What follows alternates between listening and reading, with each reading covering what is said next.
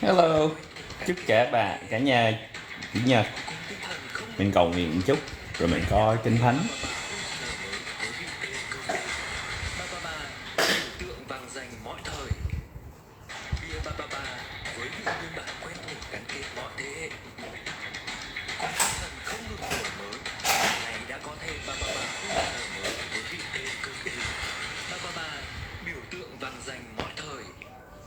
I'm so happy that the good guys have won every major war in human history. It's not very similar, but we can see the deterioration. I'm so happy that the good guys have won every major war in human history. As retail just walking to their death, right? So institutions are getting out, and retail's like, we want more. And institutions are basically sitting there going, whatever, and they're selling to them, all right? And then we all know how that sucks out, played out for everybody. So then if we go look at the great financial crisis, what we're going to see is something very different. And I think that these kinds of patterns are just absolutely fascinating to me. And why we started this whole conversation by going over again and going, what are you looking at? Like, what are you really looking at? Well, look at where we are with retail. And retail's like, we don't want anything to do with this. We can't find a home. Someone puts a gazebo in their backyard. All of a sudden, their home's worth $5 million more. Like, we don't know what's going on. But we don't have any money to put into the market because we're all busy buying 17 different houses. So I think that is really very interesting. Because what you're seeing here is a tale of two tapes. Where retail is either one, people were either struggling with finding a home because they were... What's up, Knuckles? Every year the house was... Muốn lên chào bạn không? Làm sao? Coi chân coi. Come here. Nè. People that were trading and they owned so many different houses that they didn't really have any money to Come here. Let's see your paws. Which is very different, right? An institution. Bữa nay Knuckles, come here. Come here. Let me see your paws. Cho xem. Rồi, ok, let me see. They were giddy. They were absolutely giddy. Nè, đi lỡ rồi. Muốn rửa chân không? Muốn ra rửa chân không? Mấy bạn, tại vì nếu mà mình có chó ở Sài Gòn hay ở phố hay gì á thì là mình phải cẩn thận hơn. Đạt đang thử nhiều tháng rồi để tìm một bãi cỏ mà tốt cho nó chạy á, mà tại vì ở đây họ cắt cỏ rồi họ xịt, họ rác phân á, nó không có tốt cho cái chân của nó, nên là mỗi lần nó nhảy ra chạy ra là nó bị dưỡng ngay đây nè, dưỡng nguyên bụng nó đỏ luôn. You want your paws? Muốn rửa chân không? Rửa thử coi nha. Or no? Okay. Lười đi. And of course, we had like the really silly comments from the CFO last week. Fed backstop for your $1 billion business. I want a backstop too. And then if you kind of look at where we started this with the 0.5 and 0.55 and 0.5 and look at where you're at, I think when you see this, you would have to say, yeah, we are not maxed out. As a matter of fact, đi khám xa. And say, well, this is chào chú gửi sang, cảm ơn. Cảm ơn. What we're learning by this is the extremes. Mới đi dạo ở ngoài. Nó vui lắm, nó đi thăm mấy người bảo vệ ở dưới xe hầm của Thảo Điện á, rồi họ sẽ cho nó trà đá, nó mới uống trà đá xong.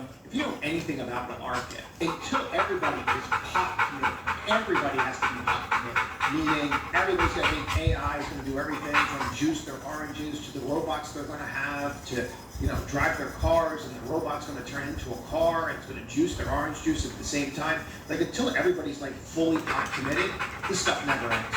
It just doesn't. And it's the same thing through time. The one thing I like to do is try to get you guys to understand that the reason I talk this way is because I've been through this. I traded in 07. And in 07, when we were, up here, you think I'm laughing that people were literally putting a gazebo in their backyard, charging $50,000 more on the house. But yeah, they were. It was that insane. You didn't need an income to get a mortgage. They had loans that were coming. Mr. Gold, hello. Sorry, đang coi tin tức luôn. Để anh đọc mấy cái cảm ơn mấy bạn. Đạt cũng chúc mấy bạn nó thích uống trà đá lắm.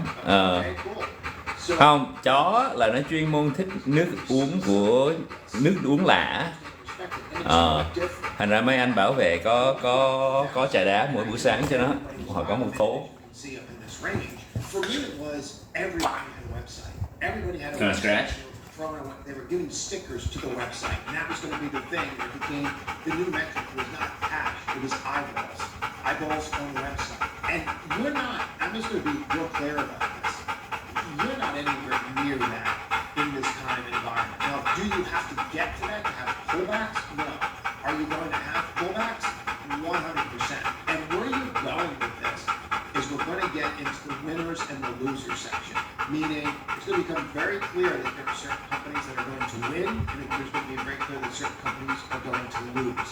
And that's the stage that you're starting to appear in this. Now, one of the things I just Are you happy? brought up was smart money confidence. If we take a look at this level coming across, when I said that this is like pretty extreme, this is pretty extreme. So this is 25 years of trading. And if you look at these levels, and where were you in that period of time? I mean, you have that great financial crisis. You have an 11-minute bottom, and they absolutely like nailed it. And then you have here about that winning and liberation. So this is the pandemic, obviously, and look at this, these extreme levels. See, what we don't want to do is we don't want to tell ourselves that whenever institutions are fully invested, that it's a bottom. That's not it, and that's why we don't want to refer to it as smart money, dumb money, because they were like so excited in here, right? And so was retail. Right? Everybody was so giddy. Remember NFTs, right? They were taking JPEGs and calling them NFTs. So when we start to see that kind of stuff, you know that you have fraud because everybody buys in, and they're just telling other people that are looking at them that like they're nuts, that they just don't understand. Right? That's usually when Come here. There's an issue. When the normal people still understand when JPEGs and NFT, right? All right, cool. So then that takes you into something like this, and where we are right now. You are not at an extreme level here on institutions buying into AI or buying into any of this. And that does not mean that you have to go up. It just means that when you're starting to think of a bubble, and from a bubble quote perspective, institutions aren't even fully invested. So how the heck are you going to have, this massive bubble when they're not even pot committed yet? You're just not. It doesn't mean you're not going to have pullbacks and you're not going to have corrections. Of course you are. But they're not pot committed. And I think that's a really important thing that people are missing. Hello. Well, let's get to the most Phải tìm đồ ăn. because I think I can Mình hơi lười bây giờ mà, tại vì mình không có tập á, thành ra mình không có thấy nó đói. Mà tại vì tay anh mới đi cái buổi sáng nay chạy qua cái tiệm chó mèo rồi không nói chuyện qua bên đó. Nó mới đi chạy ở ngoài rồi anh mới cho nó chạy lên cỏ, tại vì cỏ ở vùng thảo điền nó hơi nguy hiểm, tại vì họ rác phân rồi thuốc gì á, mỗi lần nó về là nó bị dị ứng sưng chân của nó luôn, xong rồi nó liếm rồi anh sợ nó bị infection á, bị vi trùng á. Mà may không có sao. Bữa nay thì thấy ok, anh cũng hạn chế, anh tìm có một bãi cỏ ok. That the worst financial advice ever given to anybody was Warren's advice to Gates to diversify his portfolio. Because if he didn't, Gates would be a trillion. Lưa me bắp, anh nghĩ gì về E? Anyway, if we look at What the fuck does that mean? Về E. just exploded on this 1-minute chart. What we like to do is mark that off. And the reason we always mark these levels off is that just tells you where the algorithms are. If you were to buy this, you would have to think it's pretty unlikely that stock should take out the run, right? It wouldn't make any sense. You have huge positive news. So whenever you build these positions, if you build it around the premise that that's your stock, you'll find that even though you take smaller positions, you're able to stay in this stuff a little bit longer. Some people will tend to take more massive positions and then use these kinds of support levels, which is fine. You should do what you're comfortable with. But you can see that after the break, you started to set up. And what we love to do is Anh làm top lâu chưa? Hello. Anh không nói về mấy cái chuyện đó. Bạn là một người lừa gạt hay gì á. Đúng rồi, tên nó là lừa nè. Mấy thằng ít nhất mấy thằng lừa gạt nó viết lừa trong tên nó. Significant thing, and I'll just think on this off so you can say it, is to understand human behavior. And nothing really charts human behavior like fit levels. And it's kind of crazy to me. It makes you think that we almost live in a matrix to some extent, doesn't it? And especially when you start seeing how they work, it's kind of crazy because it really is human behavior. We can get into the seashell and the flower petals and all that stuff. You can just Google Fibonacci at some point in your life and go down that rabbit hole. But if you go take a look from here, from the 1 to the 0, when you measure the levels. Anh ở đâu vậy? Ở Sài Gòn. 50 is not a fit. What 50 does for us is it definitely puts us in a position that we can say we have net buyers above 50 or we have net sellers below 50. And as long as this thing, if you bought this, as long as you're above 50, you'd say, oh, we still have net buyers, I'm okay. And this thing becomes the cat's pajamas. Why? Because Warren does not buy tech names. So when he does, you probably want to pay attention to that. So why am I tying this together? We just talked about smart money. I can make jokes about anything I want. I can make, say, oh, I shouldn't have told Bill Gates that. The man's been around trading for decades, and he's still standing. And if anyone that's been trading for decades knows, that is a huge feat. Usually something. Hello and hello and cảm ơn. Bây giờ mình đang suy nghĩ ngày vui vẻ bắt đầu làm sao đây? Phải ăn, mà không biết ăn cái gì. Đi dạo. Most likely this is the new guy's way of breaking out, right? Because Warren just put his last letter in. This is my last letter. I'm not going to go to our super secret conferences anymore at these arenas where there's 80,000 people. What we're going to do now is he's going to take the helm. Charlie passed. I'm passing on the torch. And you still have to admire the guy's body of work, right? You have to. Like I will make jokes about it, but on the performance side, but you have to admire the body of work. So when someone like that steps up and says, yeah, I know you guys are worried about an AI bubble, but we're buying Google. You kind of take a step back and go, okay? Like that's not it. And the price point, just so we're clear on this, where do they own it? They own it in 240s. And it's very clear where they bought it. But from a trading standpoint, after out from the levels that you should be looking at pretty much right here, and I think it's fascinating how we kind of got up to that 1.618 level, and then everyone said, okay, that's enough. It's kind of crazy how that works, right? You might want to do some of those three things that just dropped after hours. Now, as cuộc sống nhàn vậy. Cuộc sống phải nhàn thôi. Bữa nay chủ nhật mà. Anh đang tìm đồ ăn. Mấy bạn thường chủ nhật á, người Việt Nam ăn sáng gì chắc đi ăn hủ tiếu ha. So the one thing that I started with you guys this year, and I really want to hammer it home, I really started after April because I caught it. The idea that people are not educating themselves fundamentally on what is really driving, and everyone seems to think that they only need technicals with no basis of understanding, is called delusion, right?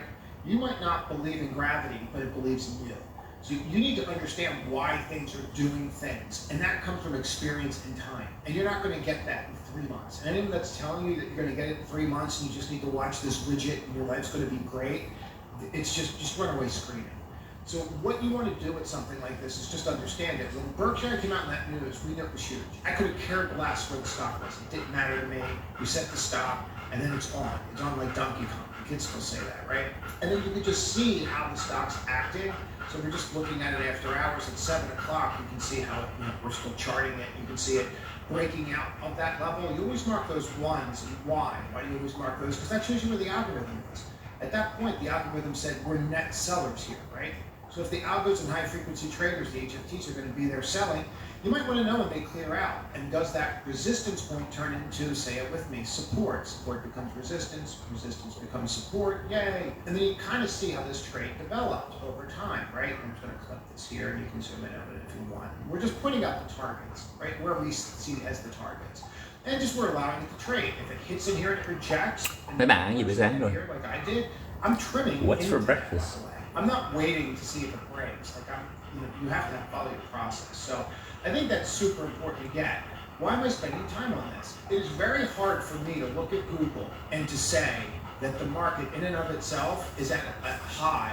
If I got someone like Buffett or somebody that Buffett trained is buying Google, it's really hard to see that. So what does this mean? Does that mean we're definitely going to go up on Monday? No, it probably means that Google gets squeezed because everybody thought that was the end, and it's not. And this in and of itself is why people have to figure out what kind of trader they are. But more on that another time. For you, what you want to do with something like this is just watch it. Does that push it through the 292 level? Does it keep going? It very well could have a really good day, right? It really could have like an amazing day. So I would definitely watch this, and I just want to say that I don't think that's how any of this ends. Mình sẽ ăn phở gà. Taking a multi-billion-dollar position in Google. I personally think there were a couple of reasons why they did it. Ok. Chúc bạn vui vẻ nha. Rửa chén, nấu cơm và kiếm tiền. Kiếm tiền. Đúng rồi. Mà chủ nhật mà kiếm tiền được không? Thường chủ nhật họ đóng cửa hết mà. Rồi mình đặt phở gà. So their cost is in here. I think their cost was like in the 240. So it's probably like 243 or something. So what you really want to do is always understand where the cost is. And it's pretty fascinating because I think their cost is 243. Look at where that one is. And somebody always knows, right? So if you understand that that's their level that they're buying at, chances of that breaking are probably pretty darn slim. So if you sell down here, you just might want to mark that off, and I'll save that for me for later. Yay! And then we're going to want to watch this on Monday. Now here was the other part that was absolutely mind-blowing, and I'm just going to clip it out. They're completely out of the home builders, and I thought this was absolutely fascinating and really flies in the face of where my head is. And I'm going to be really clear about this. It makes me rethink my home builders, like where my head is with them. Like, why in the world are they getting out of the home builders here? They're trading really depressed. You're going to go into an economic cycle where they're cutting rates, and why are they getting out? It's not the biggest position at all, right? It's 1 million shares of the H. To them, it's a flea on a net. And it makes you wonder, like, did they look at this position and go, all right, well, that's, yeah, we're going to get out of it because of the earnings. The earnings weren't great, so we blew it out. Is that really what happened here? It's possible, but you have to think about this and go, well, this really doesn't make a lot of sense. If you're going to cut rates and you're buffing, you're looking at multi-years and you're building this position. And I'm wondering, is this more of a regime change or is this more of something on the home builders? So like, for example, I started picking at the home builders on this more recent hold. So create the post to show you exactly what I'm looking at. I'm looking at this level and going, wow, I've got my emergence down here, we're starting to hold, we popped up over here. 104, 107, this nail trade right in this area, and I start buying it like in here, and it already has rolled, it's already cracked. So to me, yeah, like it didn't work. I had a starter where I'm going to start doing home builders, and I thought that I was going to pick off the bottom. Well, the bottom picked me off, right? So, shocker, not everything that everybody does on YouTube works. So I was really kind of surprised by this, and then I'm watching them sell. And you're watching the home affordability out there. Now I don't want to get into that. Ok, để anh đang coi tin tức để trả lời vài email mình đang chờ đồ ăn tới, làm chút việc. So anyway, if I look at something like this, I have to really wonder, like, why in God's name are the home builders going over? So this becomes, is the consumer. Alright, there we go. Rồi. I don't have an answer to that at all. I truly don't. I do think that you're remiss if you don't pay attention to when someone's been in an environment like that. Like, here's the thing about Buffett, and then we're going to have to say that this is going to be the thing about Greg, since he's been with this guy for decades, right? When you watch that many economic cycles, you have to think, like, every economic cycle is 3.5, 4 years, right? If you go through those things, and I'll kind of like get you to understand it. Like, here's the economic cycle. Everything's bad, everything gets good, and then what do they do? Right, that's 3.5, 4 years of the economic cycle, and then it does this, and everything gets like this, and then it drops again, and then it goes back like this, right, and then here, and then the cycle of practice completely, right? Okay, so like, every 4 years it just happens to fit with an election cycle, but we'll do tinfoil hat one night. So if we understand that, why are they worried about the home builders? Like, that really has me, I'm really trying to wrap my noodle around that. So. And then you look at the 10-year, right? Like, why would you worry about that position? Or are you blowing that position out? And I'm talking through this, guys. I don't have the answer. But I like talking through it because you guys will drop stuff in the comments, and I'll be like, oh, I didn't think about it that way. Oh, I didn't understand that. And, I don't know everything. Like, it's a shocker. Here's the thing I'm getting at. Like, what do they see coming? Do they see the inflation coming again? Is that what we're missing on the home builder side? Because rates for cutting, this is what we're dealing with. And then you start looking at what the dollar's doing, right? And the dollar's having trouble with parity and can't get through it. So what are we seeing with rates? Is this going to be the issue, and is that their issue there? That was one thing from one of the headlines that I thought was absolutely fascinating. Now this next one is Michael Berry, and I thought this was interesting from the holding, so I want to go through this. Because people are lumping this together. You can see this right in here. So here's PLTR, and then so you can see PLTR, then you see the Oh, hello. saying is that, oh, he's short PLTR, he's short NVIDIA, he's betting against it. And I don't see it that way. Thường á, giống như mấy công ty bên Mỹ mà mình buôn bán stock á, nó phiền lắm, tại vì mỗi lần mình muốn chuyển tiền á, You can look at a chart and understand. rất là vất vả. Where I think people are missing this is why it's always so important with the holdings. It's like, when I look at this almost as a pair trade, where he's betting on the market. I'll show you what I mean. So Visor, if you take a look at the Visor position, you can see that the Visor position is new, right? And that is calls. And then you can see Halbert, and that's where we're at here. If you total this up, you're getting very close to NVIDIA. So it seems to me that the goal here is to buy more of the defensive names, and you're buying Halbert, and I think he's buying Halbert for some other reasons. If you start going through Russia, Ukraine, and that starts to end, one of the companies that always comes in, that starts fixing things up, or Gaza and things, Halbert's always in there. Schlumberger's always in there, right? They're the two public companies that are always in there rebuilding. And it's just been that way for the past 20 years. Probably been longer, but I don't know. So I'm wondering that. And then the Pfizer starts making sense because it's extremely depressed. So you're getting that kind of value, those value names. So if I look at this, it's like, okay, you're shorting tech on the video, on the AI side, saying, look, this stuff's gotten ahead of itself. CapEx has to come in. There's an argument that that's right, that CapEx is going to slow. And if CapEx slows, you know, the 800-pound gorilla is not going to have the growth that it once had. That's a fair argument, that we're getting away from compute and that we're going to go more to connectivity. There's arguments to be made that NVIDIA growth can slow, 100%, I get it. But I don't think that this is a bet that AI is falling apart, and this is what we keep hearing. So let's take this out and make that a pair trade for a second. And then that just leaves us this big bet up here on PLTR, which is 66% of his portfolio, or $1 billion in puts. Now, we can go through it, we can kind of figure out which puts he has. We can go look through that, we kind of put that together. I don't think we need to do that. I get that short, and people really aren't going to like that I'm saying that. But I understand that short, just straight up from a valuation standpoint. And I think that's really important for people to get. It really has nothing to do with the company, and I'm pretty sure that's probably his methodology for it as well. Now, in regards to the PLTR, I don't think we should take a couple look at these names. I think it's important. So if I look at something like PLTR, what you did was the 170 is that quote. I'll just show you where it is. Now, it might change on Monday morning, but I don't think so. So you're at that 170 level. Now, it is interesting that it stopped there, right? We would all agree that's a pretty interesting level. We have to assume that he's been shorting this since maybe earnings or maybe before earnings. So it's possible that even on this, he's already been pulling money out of it as it's dropped. We really don't have a clue when we're getting these, right? But we could probably go look and recreate the thing, kind of take a look at it. And I just think that the easiest thing to do is say, okay, from June on, you will be able to do this, or July on, from whenever you gave us your last update, or when you had to tell us where your last update was, there's something to that. I would just argue that we would have to think that the majority of it is going to be in this window. So if we're looking at it, we'd have to say that, all right, from earnings on, from August on, the majority of it would have to be in this kind of area. And you're probably not doing it when it's falling apart, so you're probably doing it up in this area, right? So then we click off this and let's go, all right, well, let's just assume that you're doing it from here, from that earnings point on. You're probably, if you're averaging into this, you're probably not really up that much in it if you did it from that point on, from earnings, right?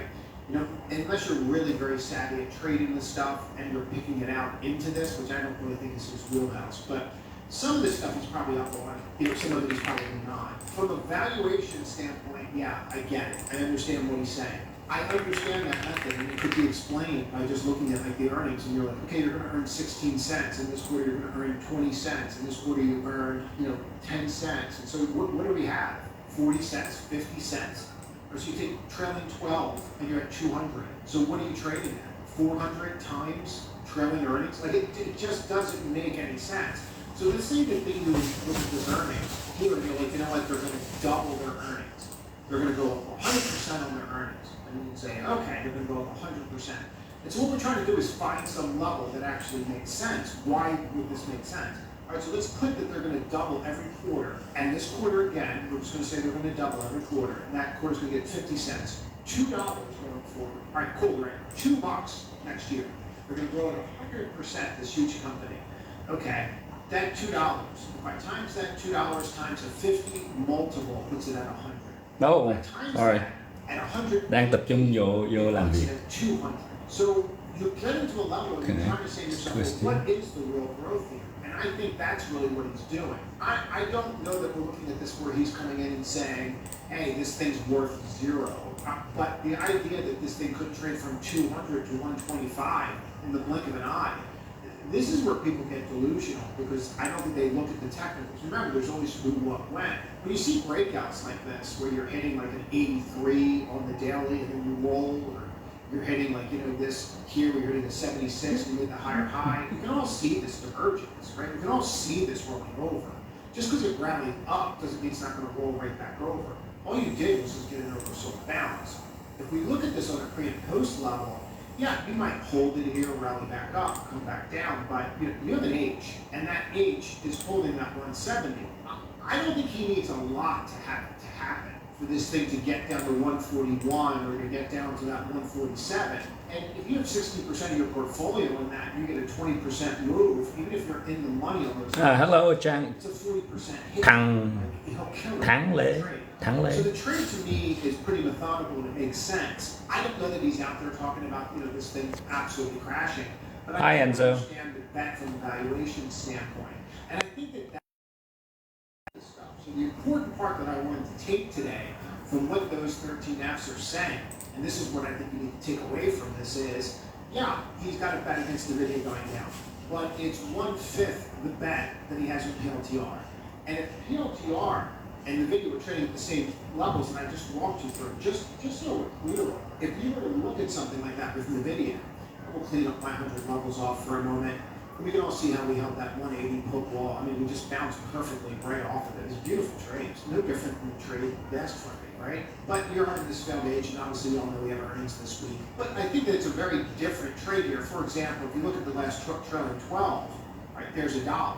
Right? And then if you just went through it, you'd see it, you go through it all, and you're like, all right, well, if we times that by the future, right, $1.25, and you say, oh, well, next year they're going to be up 100%. And I'm just picking the number out. All right, well, that's $10 that this thing's going to make next year, right? So you say, all right, we're going to do $10 next year, and we're going to times that by a 20 PE. Same metric that I used for PLTR by just saying that they're going to double it. The growth is like, I'm giving you best case scenario on steroids. All right, well then that stock's trading at 20 times next year's earnings. Where something like PLTR is trading at something like 200 times next year's earnings. And that in and of itself is where the rub comes in. Now, the investors that are in PLTR might not care. They might just be like, no, they're the cat's pajamas, the stuff they're creating is amazing. Same thing you see with like the Tesla Google heads. Like, they don't care.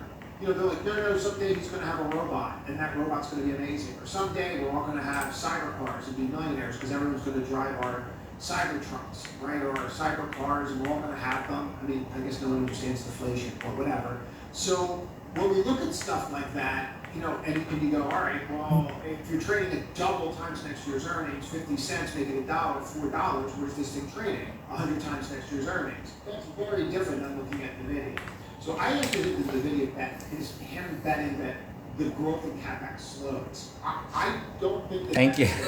Thank you.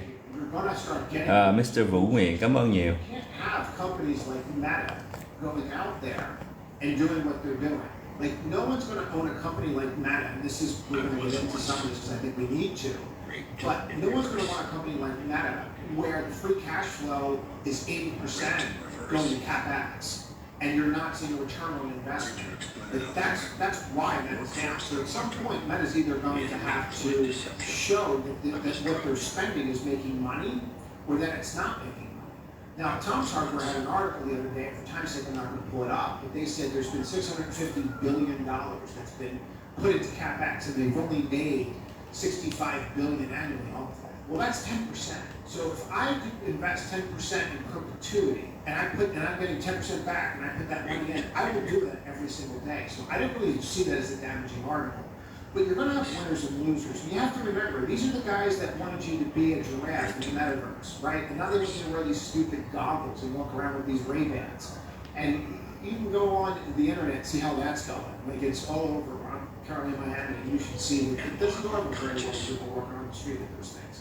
So I think that that's going to be a huge, huge issue going forward in how they're looking at the consumer side versus looking at the business side.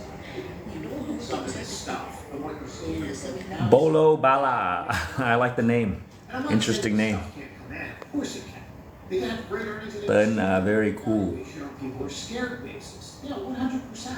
These things can get ahead of themselves. Sure, they can all come in.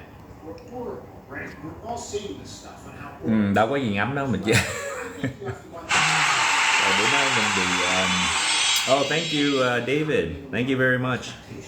Yeah. Oh, finger heart. Well, thank you for the finger heart. Here's my finger heart here. Anh mới đi dắt Knuckles qua cái tiệm chó mèo á, rồi họ băng lại cho anh. Là bây giờ cái ngón này nó không có nhích được. Alright, thank you. Cảm ơn em nhiều.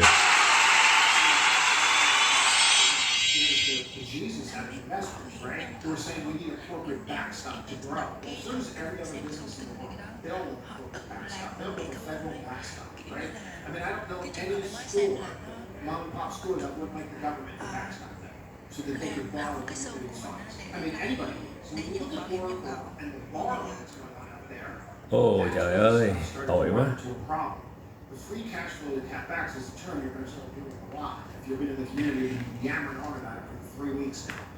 If you're trying to get in the community, please look for the last letter will go out today. I opened it up for another 12 hours because some people didn't get the previous letter, so you'll get another email out, and then we'll probably close it for 26. If you're trying to get on the wait list, there'll be a link in the description. I'll try to remember to pin it as well. All right, so this is what we have going on right now.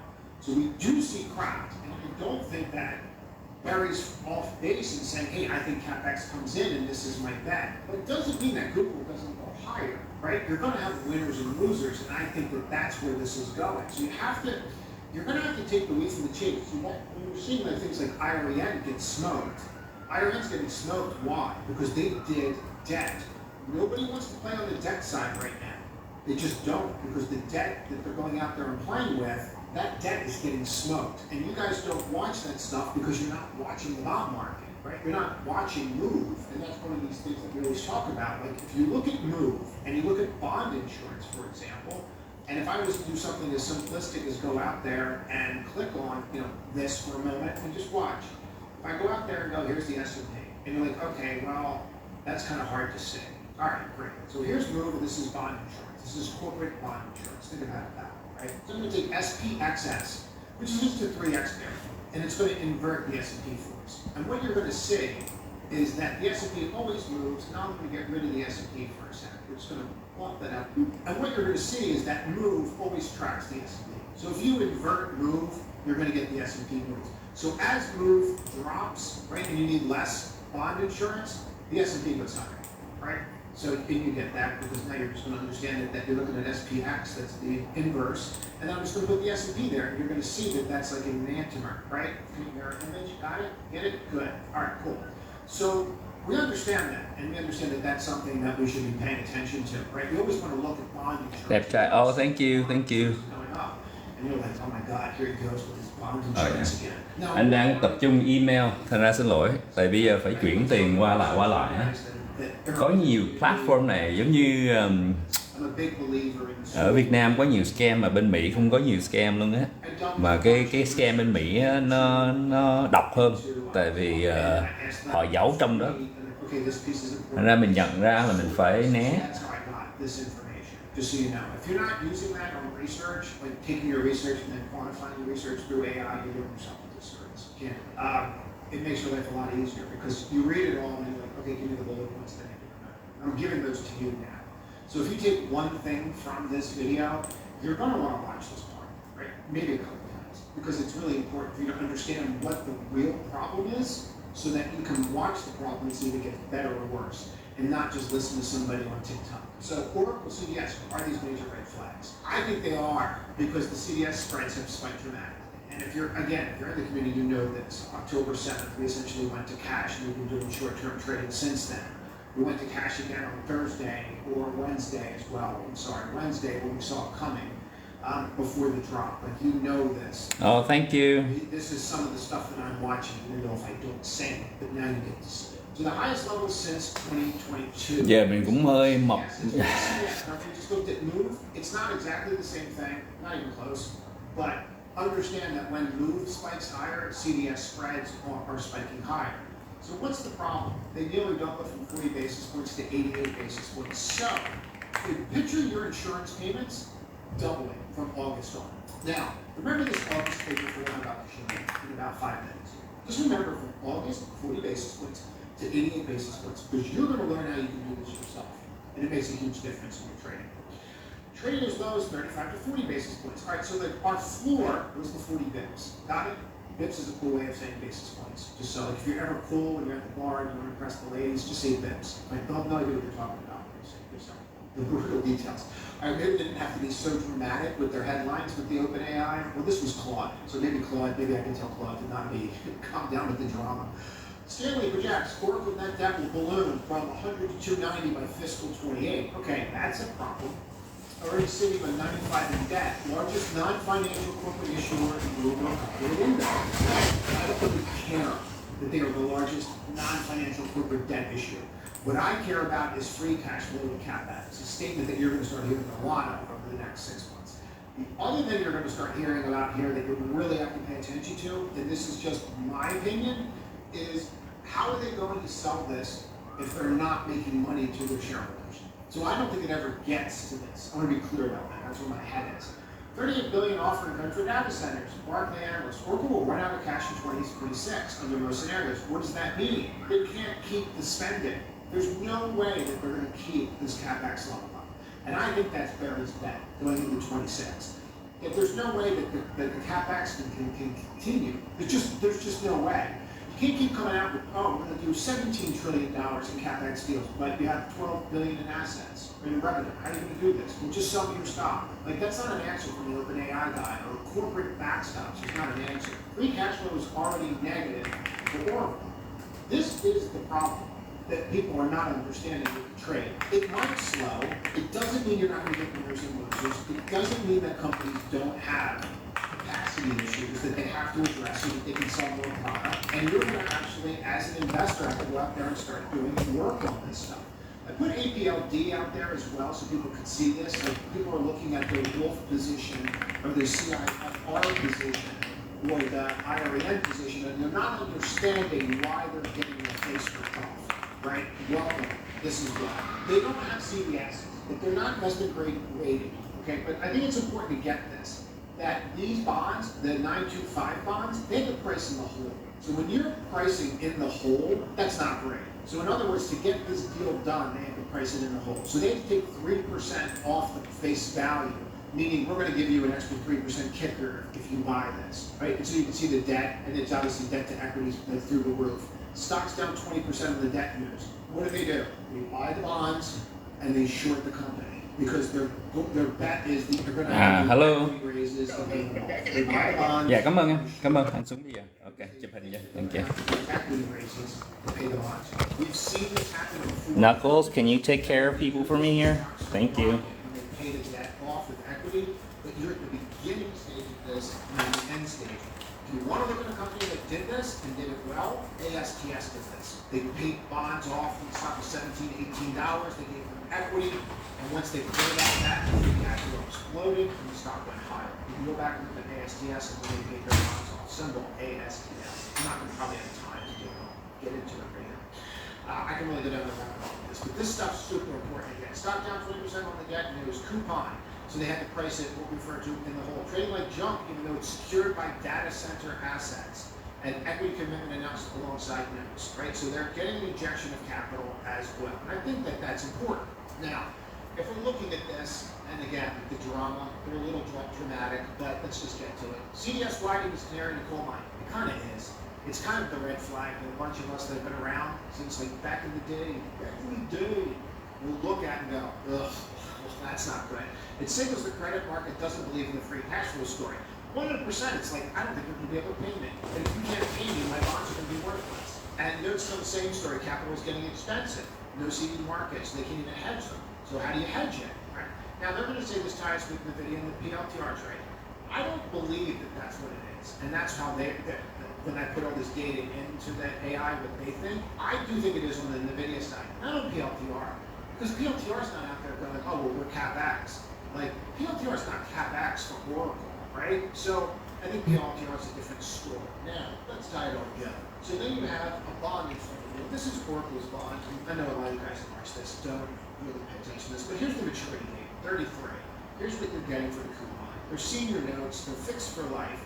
It's a technology company, duh. All right. So here's the bond rating. The BBB rated, right? They were affirmed, their last rating was affirmed 10/13 before they obviously did a bond offer because they have to get done like that. Say, hey, what do you think of this bond, right? So here's the bond. And what you're going to see here, we talked about the April or August spread kicking in. And then you can see from September on the bond price. And what is this telling you about the bond price? So if you were looking at this from a bond pricing's perspective, we know that the CDS got expensive in August, okay? And then we know that the bond, after they hedged it, kind of leveled off. And then we started rocking and rolling again. And now what's happening?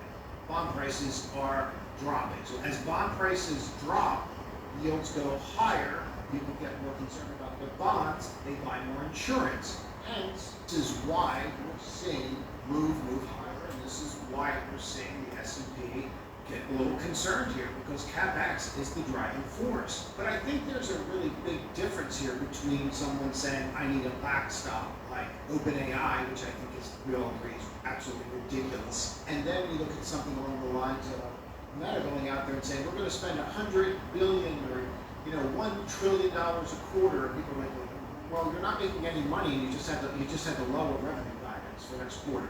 So clearly, what you're doing is not working. And then he comes out and says, well, the idea of not spending is greater than the spending. Well, not if it's not working. Like if your horse is losing a race, you don't run to the window and put more money on the horse. So yeah, what you're doing is not working, man. So you have to figure out what is working and go and do that, and then throw more money at that. These guys don't care what I think, but I'm telling you what the street's going to do with their stock. Meta will care when big pension funds start blowing out of there because their free cash flow models no longer meet what they need. That's when they'll start blowing out of stock, and that's when they'll be like, oh boy, I have a problem here. I gotta fix this. And that's when they'll start to fix their problem. Now, you can see bounces in these names, et cetera, but that's what we're dealing with. I'm going to be blunt. I think that is very different than what something like an IREN is doing. Now, that doesn't mean that I'm right. It doesn't mean that I would buy this because as much as I love the company, I know who, what, when, right? Who's doing what, what's affected by it, right? The macro fundamental technicals, the stool. So when I look at these charts and I'm like, well, there's my 55. These are super easy trades. It's super easy. Just ding when you're there. If you get over, I'll be a net buyer. Maybe I'll find some kind of pattern to get me involved over the 55. And I'm more than happy to pay up for it and set up my process in here for a long-term swing. But until then, I've been around long enough that I've got to let this settle down. I have to let this tell me who's going to win. Because we're seeing behavior here, and it's telling you that they're going to throw the baby out with the bathwater. You ready for pho? I bought NDIS like everybody, like I wanted to, around 100. Then when they came out with the news, they were in the secondary, I'd be buying under the 55. I use a 12, a 22, and a 55. Now I'm going to clean up all my levels and show you something.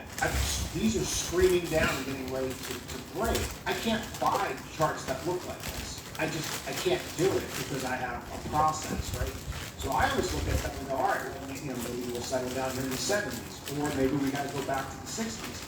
If I really want to buy the company and I really believe in the company, do I want to pay 140 or 60? It just depends on your process, right? If you're short-term trading, you don't care. It's 4 numbers and 4 letters. But if you're more of an investor, you want to pay as little as humanly possible for a company. It's just the way it is. I think they're going to put these all together. Anyone that issued debt is going to have a problem. And I think that's why you're seeing this happen with the APLD, the NBIS, the ORC, all this stuff. That's why these things are doing what they're doing. Cái này họ cột chặt quá. Look at it, when you go back to that August level, how we started this whole thing, and we'll clean it all off. When we started with that August level, this is exactly what we're talking about. Where that CDS kicked in August, and all of a sudden that from there, what happened here? I mean, it's really clear what happened here in August, right? So we go back and we're like, clean this all off with a bear. Cái này là anh thích nhất á. Ở Việt Nam mới có mấy cái này. Ở bên Mỹ hiếm có lắm. And then when the CDS is kicked in, what happened? They started getting more expensive. The stock dropped, and then traded up into earnings. And then the stock exploded on fantastic earnings. And then what did it do since then? It kept dropping. Why? Because the CDS is kept up. Because the free cash flow. So while everyone's here getting giddy, the bond market's going, we don't believe in it. And they're selling it down. This is why understanding CDS is that part of the market is so important. Because you would understand why people are shorting this. You would understand why people are shorting Meta, right? Why Meta is down, $150. So the question will become, which means that they're losers. And as we go through this, I think we're doing yourself a huge disservice by just looking at this and saying, oh, we definitely have to bounce again because of this and that, or we're definitely going to roll over again because AI's, a scam. It's not that easy. You're going to have winners and losers, and where we are right now is deciding who those winners and losers are going to be. And I can tell you this, none of this ends with Buffett buying Google. That's not how any of this ends. That's it.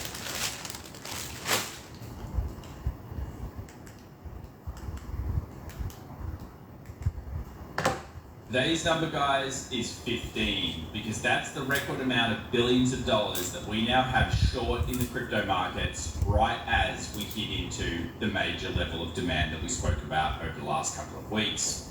Yes, we're seeing liquidations across the board as everybody falls off, but could this be the exact opportunity for the abundance mindset and the possibility of an actually massive short squeeze? Well, in today's video, we're taking correlation across the board, what Wall Street and the Fed are doing as liquidity concerns come back up with a secret meeting being held, and of course that massive earnings result. Everything comes back to the most important stock in the market, Nvidia. We've got a lot to cover. Let's get into it right now with a special weekend edition. Cái tô phở gà như vậy á là anh nghĩ chỉ có ở Việt Nam mới có được như vậy thôi. This one is not to miss. Cái này là anh thích nhất về ở Việt Nam. Sống ở Việt Nam là có phở gà. Well, welcome back everybody to the special weekend edition of the Daily Show. My name's Tom. Lý do anh thích phở gà á là tại vì nó nhẹ bụng. Thành ra mình chán, mình không muốn ăn cái gì á, ăn phở gà được. Hơi giống như cơm tấm á. Rất là thích cơm tấm luôn. Cơm sườn, cơm thịt kho thổ với lại khổ qua, mấy cái đó là số 1. Let's start off though with big story, which is New York Fed convening in a meeting, a secret meeting here with Wall Street over e-lending facilities. And this is obviously an impromptu talk coming amid worries about strains in the market. And it has me thinking just one word, which I'm sure you're all thinking as well: debt and private equity. We've already recently seen KRE, which is regional banks, start to struggle across the board. And we've seen the ECB as well not really admit anything particularly is going wrong with the smaller banks over there. But this clearly shows potential stress in the markets. The real question is it time to be fearful yet? And as we often say, it comes back to the bonds market, which we will be tracking all of this week very closely, including all our key bond reads, because if they start to show signs of concern, then of course we all should together. So what about Berkshire? As we know here, Warren Buffett obviously posting near the end of his career now, and he has just done the buy that Charlie Munger did, which is 17.8 million shares of Google. Now in the 2019 interview, Charlie Munger actually said, I don't mind not having bought Amazon, but he said identifying Google earlier would have been a big deal. We screwed up. So could this be something bigger, like we've often liked here on the show, Google for some time, thinking it's been undervalued? Could it be that he's finally doing that Apple moment with this stock as he ends up his career? Well, I guess it could be, but really the way I look at it is Google is a pretty solid stock. And in the future, especially when it comes to data, it's all going to be about having that clean data. And you could argue that Google still has value because of that. In the world of spend, which you'll see coming up later in today's show, especially CapEx spend, we are starting to see, maybe a little bit of a difference between what's being spent and what's actually coming in. Let's now take a look at the NASDAQ because it did hit that daily 50 moving average once again. And you guys know that I'm a huge fan of the daily 50 moving average, 20 and 200. Đúng rồi. They do tend to be very key levels. Little princess. Sugu Trade went through and found that we've now been Rất là thích cái dầu của bạn. days above the daily 50, and when we actually do fall below it, and then of course lose it, then we could be in for a couple of days of volatility. Now, did this actually happen? The answer is no. We actually didn't fall below and hold it because, of course, the bid did come in, mostly because of the options market, which you'll see later on. But it was also a large week of everybody chasing one particular thing. US. Mấy bạn có nghe tin tức không? So while cryptos were getting Mới là mắc cười á. smashed across the board, we saw everybody jump on Ông Donald Trump AI bandwagon specifically. họ release vài cái email từ ông Epstein về ông Bill Clinton và ông Donald Trump. Họ nói là ông Donald Trump của ông Bill Clinton á dã man luôn. Là bây giờ bên nước Mỹ nó cũng bị tùm lum hết luôn.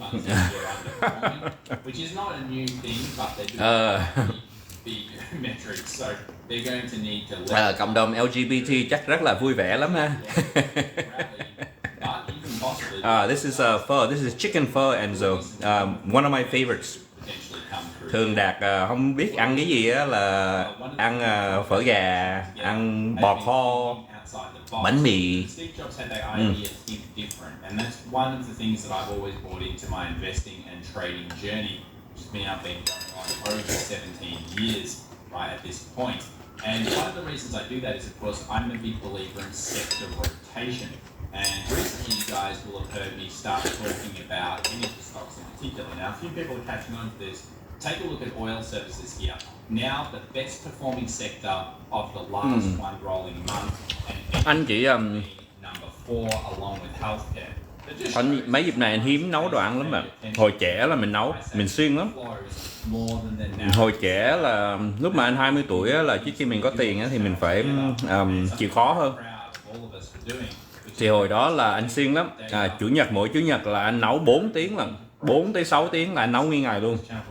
Dậy sớm đi chợ cỡ trưa và bắt đầu nấu tới chiều và mình nấu cho nguyên tuần luôn. Thường là mình sẽ nấu một thố súp rồi nướng gà, nướng thịt.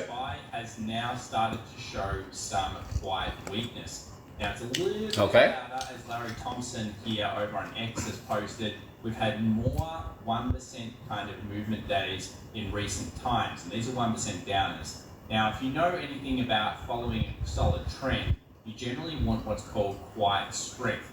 And the reason you want that is because, of course, if you don't have too much volatility, the market tends to do those 2 steps forward, 1 step back style positions, and you get a very nice run. When you start to see more kind of 1% down days over here, then you do start to bring in the volatility. You may say, well, wait a second, what does that equal? Well, it can signal the change of a trend. And something we're starting to see here, as you can see here from Callum Thomas from Top Down Charts, is that listed private equity markets, that is listed private equity stocks, are starting to look much weaker than the rest of the S&P. So while everyone's chasing AI stocks and certain other sectors, it looks like the underbelly of the market, what is often tracked very well, you can see here the amazing tracking proportions of this. It's a great chart, by the way. What this is showing us is that, of course, there is a huge disconnect potentially in these markets right now. And it makes me go back to that Fed article that we saw before, where they might be starting to panic. Now, onto that point, I love this. At least initially, the Fed is going to come out. I guess Chinese donut, right? Người Việt Nam gọi là nhậu quẩy.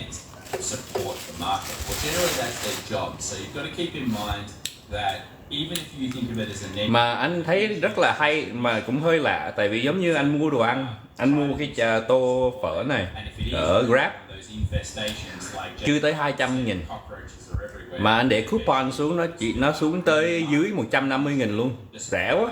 What they do is they Thường anh thấy nó rẻ quá, thành ra anh thấy thường anh sẽ bo thêm tiền cho người tài xế rồi nhà hàng luôn. Mình vẫn dùng cái coupon tại vì mình rút từ cái công ty lớn rồi mình cho mấy cái người làm cực. Tại mấy cái oh yeah, I 2 weeks ago I worked out too hard and I just blew out the ligaments here, so like the tendon here, it just gone, so I can't really bend my finger for many more weeks. Mà ít nhất họ có cái này rồi. They gave me this there's like a little brace here, so it protects the ligament while it heals. So it's probably going to be another 4 weeks before I can really do anything. So it sucks. It really sucks. I'll be honest, a little sad about it, but it doesn't really hurt, so it's really kind of, it puts you in this limbo where you're like, I'm not really that hurt, so I should do stuff, but if I do stuff, I'm going to injure it more, so you just can't do anything. So that's why I've just been doing workouts at home, and I've been spending more time on TikTok. So cảm ơn mấy bạn đã giúp Đạt đang trong cái journey này để lành lại ngón tay nha.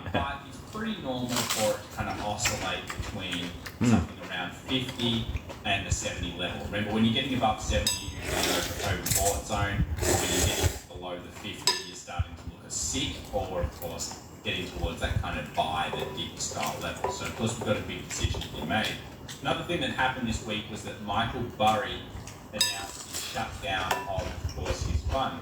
Now, I've written a big piece about this. Links in the description down below. Follow me on LinkedIn. I've written a piece about this, the similarities from the 1920s, when the dot-com boom, and when Michael Burry himself called the GFC before it happened, and others, and how they're all kind of interlinking, and what that means for timing here in the markets, because it does, at least to me, mean something. This is actually a very important moment, I believe, in the market. So make sure to give me a follow down there on LinkedIn, because if you do use that platform, because I think you'll really enjoy that article and what I wrote about it. Now, obviously, Tom Lee also issued this year an apology letter around April 7th, which turned out to be the literal lows of the market. So it's funny how sometimes the biggest voices either way, obviously Tom Lee's probably the biggest bull at the moment, kind of reminds me in some ways of when you had the big bulls of 2021, people become prominent, and Michael Burry obviously one of the most well-known bears. So interesting points here for the markets, and I think it's something we're going to need to pay attention to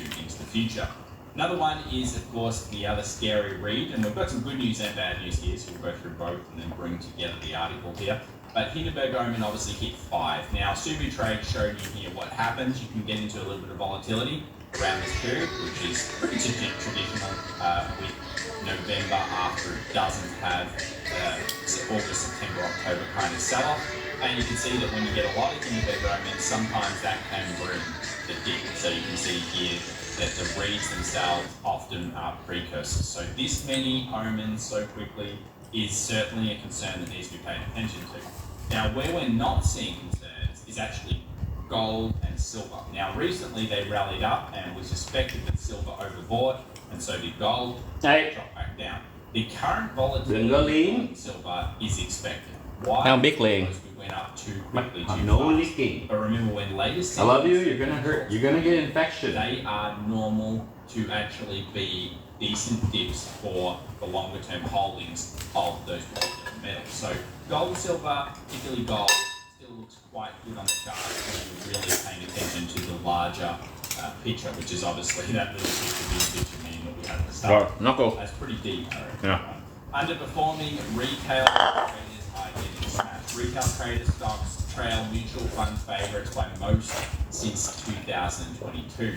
Now, interestingly, it hasn't been all sweet for some of the most traded stocks. One of the ones that comes to mind straight away to me is one we got asked about last week, which was obviously Beyond. And if you have a look at Beyond Meat, you will see ăn đi. Good, good. happened over the last couple of weeks and years. But it's been pretty bad. So remember, it's kind of the old season right now. Obviously, people in olds, it's bad out there, guys. So there's a big difference between everyone that's in the Mag 7 or top 10 stocks and then people that are in other markets other than gold, silver or metals, because some of these areas are failing while others are doing very, very well. Speaking of something that is a little more concerning, not only have we seen breadth drop off, but obviously Loyalist Research here had a good one on consumer staples. Ôi, ôi, ôi, ôi, ôi. Hello. Mình ăn rồi chắc ngủ một chút, rồi xong rồi đi làm. Để hỏi bạn rồi.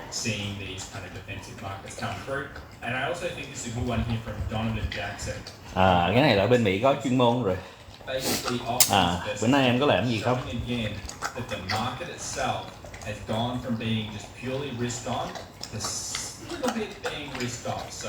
There's clearly more risks in this market than there has been the entire time that we've rallied since the April lows. So it's time now to whip out those bonds indicators and start paying attention. If the Federal Reserve does something crazy, or more importantly, if the market finds something a bit dodgy, private lending, then we're probably going to have some issues. But for now, the market structure is actually following what you generally expect. You can see here from Net Data's research, instead of gold, basically across the board, generally speaking, you see this kind of action during these types of years and where we are in the current cycle, and that often the end of the year is quite good. So at least structurally, you'd expect that. The other thing is that we had 7 months up in the Nasdaq. Now, this is as of the end of October. So again, what happens a few weeks Wow, cái hình này thấy nó bự ha. 0% of the time in similar reads, which is where we find ourselves right now, we'll be at Mấy bạn đang coi đài, có ai muốn nói chuyện, muốn hỏi gì không? Đạt đây để giúp. Anybody have any questions? Muốn học cái gì không? 3 weeks later, only 14% of the time we're above. But notice the stat. I am the Oracle. I am here to help you. Of course, it also means that we've got a good late November, December rally, especially if Wall Street. Mấy bạn có nghĩ tại vì Đạt đau tay rồi á, xong rồi mình trong 2 tuần này Đạt cũng làm ít việc, tại vì bị đau tay rồi mình quen làm ít việc rồi, bây giờ mình hơi bị lười á, nếu mà nói thiệt hơi bị lười. Especially now that Wall Street is all over crypto and obviously smashing it, which is that we are seeing here Bitcoin losing the faith. So people are moving out of it. We just had a report in the last video that some of the Satoshi era whales have actually left and sold their entire position. And this is of course a big concern, because when this happens, you start to lose confidence, and confidence is what keeps an asset value at a high level. Now, what is the big problem? Well, we had to get down to the liquidation zone. Well, let's actually just have a look Thường ngày này em sẽ that chart nói đi reach nói chuyện với bạn. And basically, guys, this is the one which we suspected would happen. We suspected that we would hit a 98, that we would liquidate that $1 billion that was sitting there. Remember, there's a whole bunch of buys that were there that were going to get liquidated, and that we would then potentially move down to the 93 to 94k area. Now, why would we move here? Because look how many stop losses. Anh tự nghe lại dòng của anh hả? Because yes, we've fallen down to this level, but we haven't actually taken some of the lower lows. So we're in the liquidation amount. Anh tự nghe lại giống của anh hả? Không, anh đang coi mấy. Tại vì anh có nhiều bạn lắm, nhiều nhóm lắm, xong rồi anh không theo dõi mấy cái social media nổi, tại vì lúc nào cũng có đầy người gửi tin tức mà họ thường họ gửi mấy cái đồ hà thôi á. If we get above 100k again, we're going to liquidate $5 billion in shorts. 110k, we're going to liquidate $10 billion, and you get ready, we'll get bigger than this if we go up. And then, of course, 115k is 15 billion plus. So the tables have turned. Remember, we were talking about longs getting liquidated and that being the best trade out there, so that is basically a short position. Well, now it's starting to turn out that it looks better to the long side and to liquidate all of the shorts. Remember, it's one of those positions where you're always looking at which side makes the most amount of money for the street. Wall Street's entered the chat, guys. They're here. They're playing the options game, and they are going to liquidate. Hello, Knuckles. And I feel like Hello, Bear. stocks bonds. You gonna come cuds? You guys are You gonna come cuds with Papa? in the crypto world. I feel like people are not familiar. Đầu nó bự á. Again, and the options. Let's have a look here at the kind of lines. You can clearly see what would happen if it went up, and you can clearly see that people have their stop losses behind these higher highs. So here's a high, here's a lower high, here's a lower high, here's a lower high. Each one of these getting wiped out, especially this one down the bottom here, is going to liquidate up a lot of people. So it's now flipped the script. It's gone from being mostly a buy style market where everyone's got buys with stop losses to everyone wants to sell and get out. Nó mới ăn hết tô phở gà của mình, thành ra nó mới vui bây giờ nè. Nobody searching crypto anymore, and everyone, of course, being quite fearful. The very interesting market dynamic there. When we look at the fear and greed index, you guys can clearly see that we have here a market that is quite fearful. This was again taken a few weeks ago. It's going to be way worse now. And one of the reasons why all of this is the end of the cycle. So a lot of you guys will say in the comments down below, Tom, it's the end of the cycle, no wonder, sell, already. Yeah, look, if you took some profits up past 100k, well done to you, it's fine. One of the things I always say though is that when everyone knows of something, and I mean everyone knows this cycle, this is not even considered not knowledge of most crypto traders by now, it usually doesn't work anymore. And I would argue that probably 95% plus, I mean you guys maybe will do a poll on this, maybe 95% plus of crypto enthusiasts know at least part of this cycle, which is obviously the top to top, halving to top, etc. And that probably means it's broken. Wall Street's in now, guys, and they are going to play some shenanigans. So let's speak of Wall Street and what's going on right now. We know the earnings have been really good. We know that earnings staying up is incredibly bullish for the markets. And it looks like here that we have AI CapEx spend exploding. Like look at the spends here from some of these companies. And obviously companies like Google can make a little bit of instant money off it. Meta, what is this? 72 to 3, they're barely making any money out of it. But you know, obviously this is what Wall Street's looking at. And at some point they're gonna say, where is the money? So will we actually get AI product revenue? This is revenue, not profit. So are we going to get revenue from the massive spend? Remember, there is already a canary out there, which is OpenAI, basically firstly saying, I don't care how much money we burn trying to get this going up. And at the same time also then saying, hey guys, can we please get secured so we can get some more borrowing, we need more money. There are certainly some things on the horizon there in the data centers. And while for now you want to be still bullish on markets because we've got broadly improving earnings estimates, keep that in the back of your mind. One of the things we talk about here on the channel is we don't want to be naive to either position. We don't want to be just perma bullish running around saying everything's going to the moon. And you also don't want to be sitting there saying everything's going to explode tomorrow. Because you don't know that. What you do know though is you have to be informed about which decisions tend to actually make markets rally up and which ones actually tend to breed the big bear, the big kind of GFC style moment. And I can say that the private equity funds are starting to struggle. So there's a big discrepancy there coming in the markets, guys. It's worth watching. We'll cover it throughout the next months and weeks. So what is happening this week?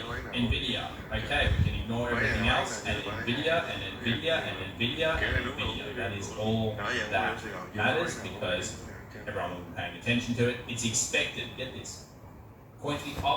Học như nào để giỏi tiếng Anh với chú? Không có học bạn, mình phải tập. Dễ lắm. Hồi mẹ của Đạt qua Mỹ á là không có biết, ba mẹ của Đạt không đâu có biết tiếng Anh đâu, ở trại tị nạn thì học thôi, có vài tháng học. Mà mẹ Đạt kể là hồi qua Mỹ là mỗi tuần mẹ Đạt sẽ làm một cái list để cỡ 10 từ, rồi mỗi ngày mình phải ôn rồi dùng cái từ đó trong cái đời ngày của mình.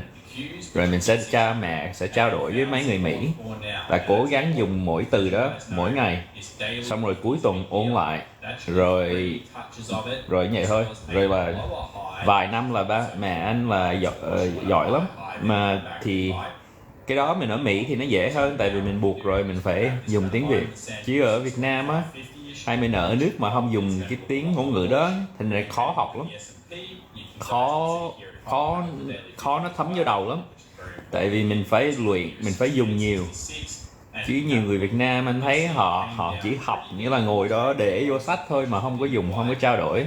Thành ra cái lý do nhiều người Việt Nam biết tiếng Anh được mà không có nói được, không có trao đổi được, tại vì họ không có luyện. Thành ra mình phải luyện. There's 600, I think, on the cues. We drop that 600 on the cues, we could be looking at a waterfall moment. And let me explain what that would look like. As you guys know, one of the things we talked about last week was there were two Okay, học. And whenever there's too many points, Knuckles, yes, your breath is so hot. but generally speaking, Wall Street loves to hold the bubble to expire. Well, now we're sitting at yes, 735. So look at the compression here. There's so many points floating around. There's going to be a lot this week as we come into. Nên cái công thức bên Việt mình đây nó có 66, 70 also starting to mark up here pretty strongly with puts. Now what I mean by waterfall is if we do drop these levels close. anh không hiểu em viết cái gì hết, chắc anh cũng phải tập tiếng Việt. What do you want, Bear?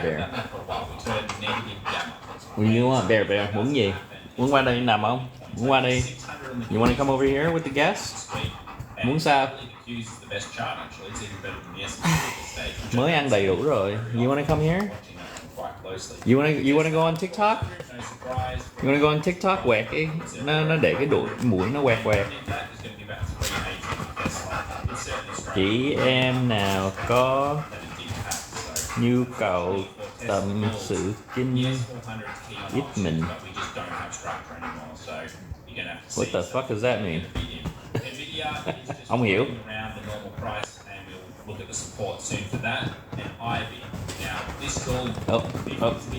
Ôi, ai da, nó ngồi lên mình luôn nè. Nó ngồi lên cái, nó ngồi lên tay mình luôn. I love you, Knuckles. So now we'll see how this liquidates over the weekend into next week. And if it does end up spiking below, especially, I think this is a pretty good level already at 94, 93. But if we get lower, we'll be getting a really strong reaction. This is pretty much exactly where I expected to see a reaction. We also saw Sale come out, and he obviously said, I'm buying every day. I don't think he's going to say anything other than I'm doing. Tại vì anh là người Việt kiều, thành ra không có bao giờ biết tiếng Việt đâu. Hồi ở đây 3-4 tuổi là đi qua Mỹ rồi, thì anh học tiếng Việt là anh học ở bên Mỹ, rồi mà không dùng mấy chục năm đâu có dùng đâu, thành ra quên, rồi về Việt Nam mới phải học lại, thành ra mới học tiếng Việt lại vài năm này rồi thôi. Thì là Đạt thấy là mình phải dùng hàng ngày, cái đó lý do Đạt lên TikTok á, để nói chuyện với mấy bạn để tập tiếng Việt của mình, rồi mình đọc từ từ như vậy á, thì nó sẽ vô. Chứ bao nhiêu tuổi? Tới 41 tuổi bạn. Con này nó đang ngồi lên cái tay của mình không làm được gì luôn. I can read in Vietnamese very badly. Đọc sơ sơ thôi. Comes to risk on không có vợ. Still holding.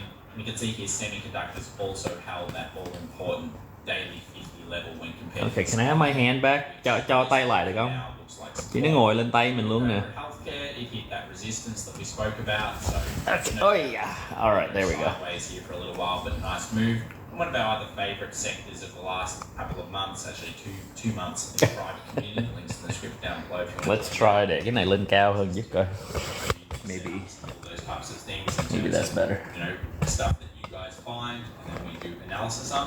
There we go. You'll notice here this is a very nice, nice setup in terms of a pit, and we're looking for this to ideally. When will you come back to the States? A couple weeks.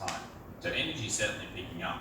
Dollar index finding buy pressure on that daily. Are the English formula taught in Vietnam widely applicable to the spoken language there? Cái này khó hiểu.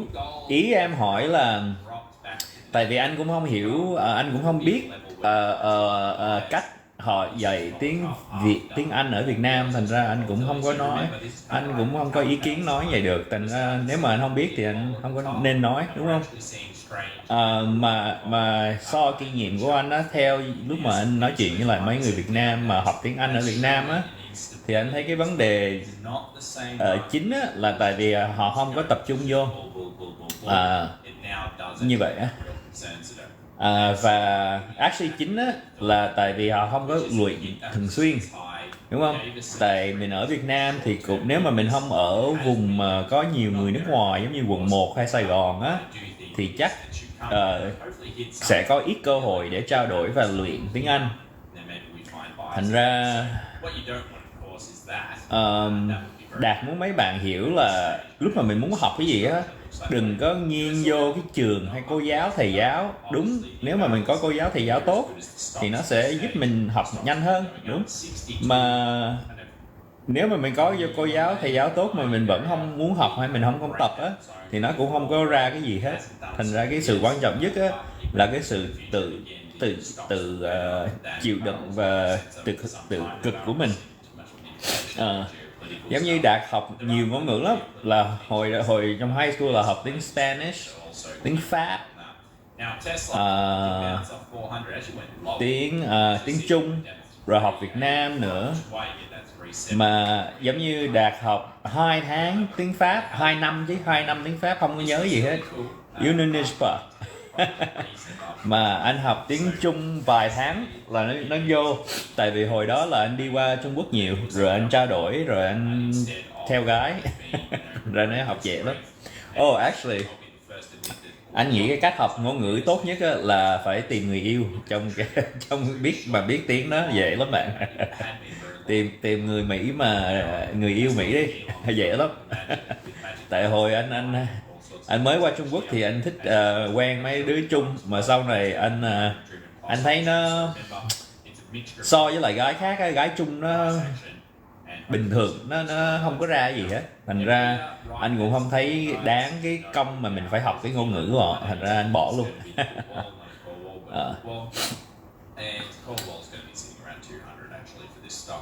NASDAQ, all important level, very important level. You can see there are bids here. So someone's buying 25,750 is going to be the resistance breakout. Getting that, that'd be a cool double bottom if that did happen. Probably bring in maybe Tom Lee's 7K kind of mark if that happens, because that would be actually quite strong. But you can see here the power of the daily 50 and why it's so important. Lower high, it's nowhere near as good. Nowhere near as good. When you first come down, you've had many touches. It's highly likely, statistically likely, it's going to bounce. Here though, it sucks. So unfortunately, for a lot of buyers, you're going to be looking at buy above here and here as being more statistically likely when you're looking at the actual data. Cậu thấy nhiều người bảo ngôn ngữ nói nó không làm chút. I see a lot of people say language is hard to speak. Thì dĩ nhiên tùy mình thôi. Nếu mà mình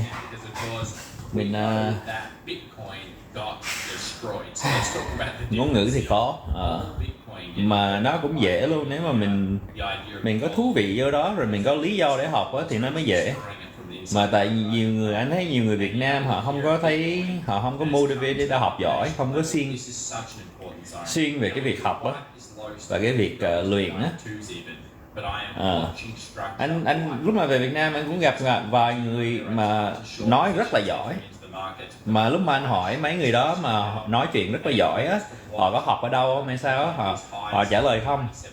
Đa phần mấy trẻ em mà học mà biết tiếng Anh rất là giỏi, nó chỉ lên mạng, nó coi tivi, nó thích culture, nó thích show của Mỹ hơn.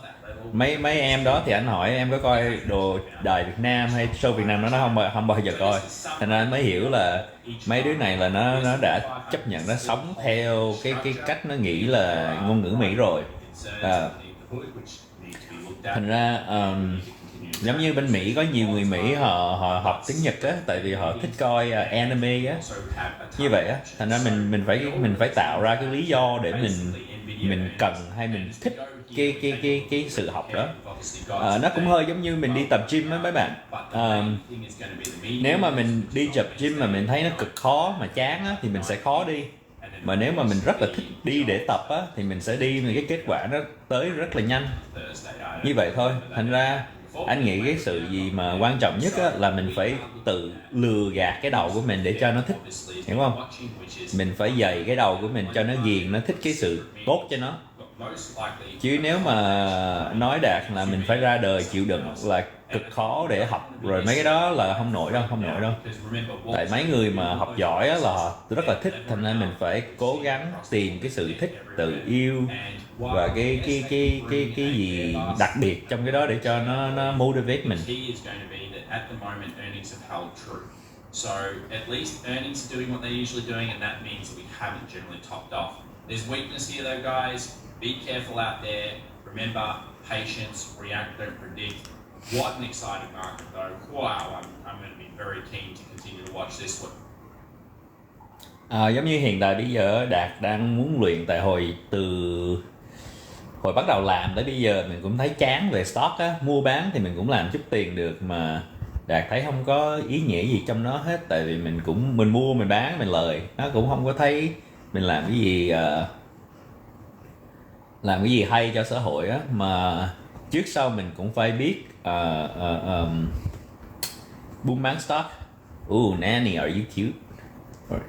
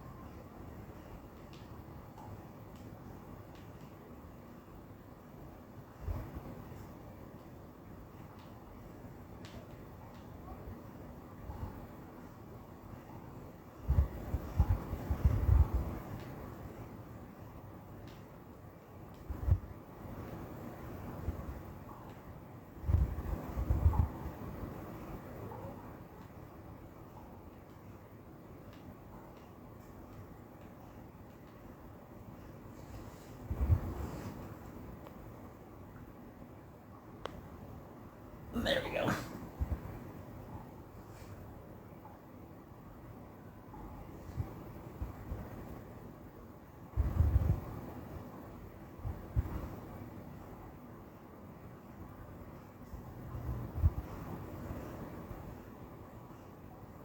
Thử gọi bấm mấy cái này rồi. Oh shit. Ok, bây giờ 11 giờ rồi thì mình chắc coi tivi, ngủ review tới trưa, ngủ trưa xong rồi đi làm.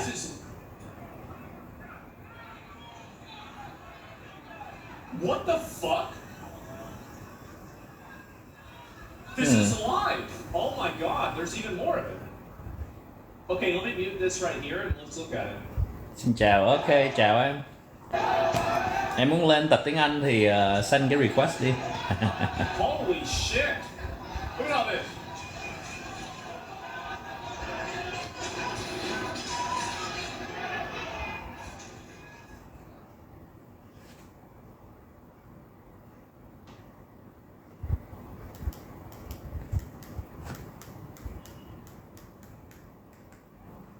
After Friday's rally, it's probably fair to say that the ultimate bull trap has been set. The AI trade is dead, as we talked about on Wednesday. The defensive sectors like healthcare and staples have been taking the lead. And the Fed is leaning even more hawkish despite the best efforts from Super Doug Mirren. We have one level to rule them all this week, alongside earnings from the one stock to rule them all this week. That, of course, is NVIDIA earnings after the close on Wednesday. So welcome back to the Trade Brigade Weekend Show, where we'll take a look through all of the data points and we'll build a logical trade plan. My name is Matt, and if you're new here, hit the thumbs up button and subscribe. For additional resources, check out the links listed down below in the description, and stay tuned until the end of today's show. I've got 5 additional trade ideas to share with you that you won't want to miss. With that said, let's jump right into the charts. So we'll kick things off on the SPY weekly time frame talking about candle structure and location as we always do. In terms of structure last week, we definitely had an indecisive doji here with an equal size upper wick as candle body as lower wick. And ultimately, the one nuance to take away here is that the body of the bar is red, meaning that the closing print was underneath the opening print. So sellers made Bye some trước nha, progress cậu đi in ngủ direction here, Good night. which means on Chắc chú cũng ngủ luôn. decisive action based on those wicks, and not much progress made away from the opening print. It's subtle bearish pressure, but not much. Ngủ If chưa? we're thinking about location of our account, though, this is where even more nuance comes in. It's just an inside bar with a lower high. Wow, mình coi thấy vú của mình bự ha. Actually, no, the candle closes almost unchanged from the previous week's close. Big ass- Therefore, I would really big argue ass that the pass. neutral tone here on the bar to bar count is the most appropriate tone.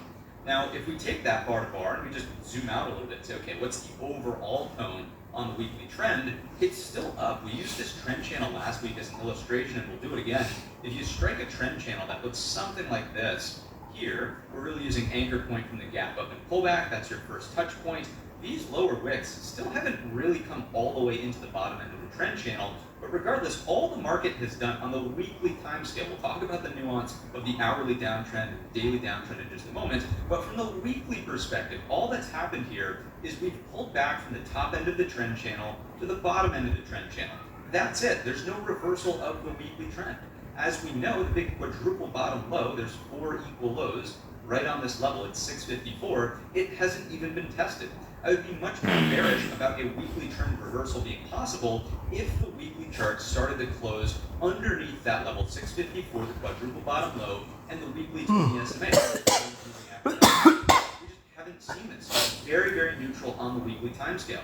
Now, I would certainly acknowledge that momentum is slowing down. We're no longer just holding steady over the midpoint of this trend channel here. We're starting to go a little bit more sideways. Is it possible that the weekly chart could fall into an equilibrium in this box? Certainly possible, and we'll explore more of that on the daily chart in just a moment and how that ties in. But once again, from the weekly chart perspective, there's nothing wrong with this pullback. We can come in with the fib from the low to the high, the fib from the low of this gap up, the China deal to make a deal way back in May, and of course the all-time high here. We're still well above the fib 38.2. There's no concerns with this particular look. We can come in with our anchored VWAPs on the weekly time scale, and lo and behold, we're above the majority of the stack. The only close underneath an anchored VWAP is the all-time high anchored VWAP. It's really not all that bad. Of course, when you're pulling back from the all-time high, it's only natural that you'd be underneath the anchored VWAP from that location. Aside from that, though, notice that the lower wick pierces these 2 anchored VWAPs once again, very similar to last week, but where did we close? Back over the anchored VWAP. So all set from that perspective. Really can't get aggressively bearish here. What about the volume profile on the weekly time scale? How about this high volume node that we were tracking last week, which acted as support in the long lower wick? Well, lo and behold, it's still acting as support, and the weekly chart still has closed above that particular level. One last final time, on the weekly chart, there is no issue with the uptrend that we're in. However, it's a very short-lived take, because as we take a look at the daily time scale, things start to change somewhat dramatically, I would say. Let's begin with the weekly expected move. So here we go. Gray shaded area right here. If you're not familiar with this study, check out the video tutorial in the top right-hand corner. If we're contained by the upper bound, the number is at 686.49, and that's still a lower high underneath the all-time high. It's a slightly higher high relative to the pivot high from Wednesday of last week. I'd go neutral based on that. If we're contained by the lower bound of the expected move, the number is 657.37. That is undoubtedly a lower low underneath last week's low. It's a lower low underneath the Friday low of 2 weeks ago, but it is technically still a higher low relative to the quadruple bottom from the weekly perspective here at that 654. So I'd be neutral on the expected move here. One thing I do want to talk about is that the expected move is technically engulfing the previous expected move from this last week. So all that means is volatility has clearly been elevated here, and it doesn't take a rocket scientist to see this. Obviously, the Thursday breakdown and the Friday rally really are a highlight of that increase in heightened volatility. Now, in the intro, I said there's one level to rule them all on the daily time scale. That is this level right here. It shouldn't be a surprise. We've been talking about this level for a while now. It is the bearish engulfer high at 674. You can see that on the Friday session, we technically gapped down and we rallied to that level, but we did produce an upper wick. And the issue with this is that it starts to complicate the daily trend. So I titled today's episode, The Ultimate Bull Trap is Set, because a lot of bullish action. I could see it online. Price was really driving sentiment. Oh, look, it's just another buy the dip. The market's going to go back to all-time highs. What you're failing to recognize, if that's the approach you're taking, is that we're still underneath 674. So let's go back to the basics of trend following. What do we see here on the daily timescale, and why is this so detrimental? Well, you can see that we have an all-time high, and the first pullback would have been ideal over the bearish engulfer high to set a higher low here and continue the daily trend. That's not what we got. We got a massive overshoot of that level. Now, okay, early on in the week, we quickly reclaimed that with a gap up on Monday, and we started back up towards the all-time high. However, that has failed, and this is now a lower high on the daily timescale because the hourly trend did confidently flip back up in this segment. So now all of a sudden, instead of pulling back from the highest high in the trend count, we're pulling back from a daily lower high. And if you're thinking about a trend matrix, really, sort of simply, in an uptrend, you have higher highs and higher lows. Very simple and straightforward. In a downtrend, you have lower highs and then lower lows. And in between, you sort of have equal lows and equal highs. Well, I don't know about you, but this looks like a lower high, and this is starting to get much closer to an equal low. The daily trend is absolutely in jeopardy of changing here in the downward direction from the strong uptrend that we've been in ever since the April tariff lows and the rebound that came after that. So I wouldn't say it's fully down yet, but we are right there. And as long as this week price is underneath 674, I would really be on the lookout for the bears to turn the tides of the daily trend and start to flip it more firmly to down by doing something along the lines of taking out these equal lows at 662.75.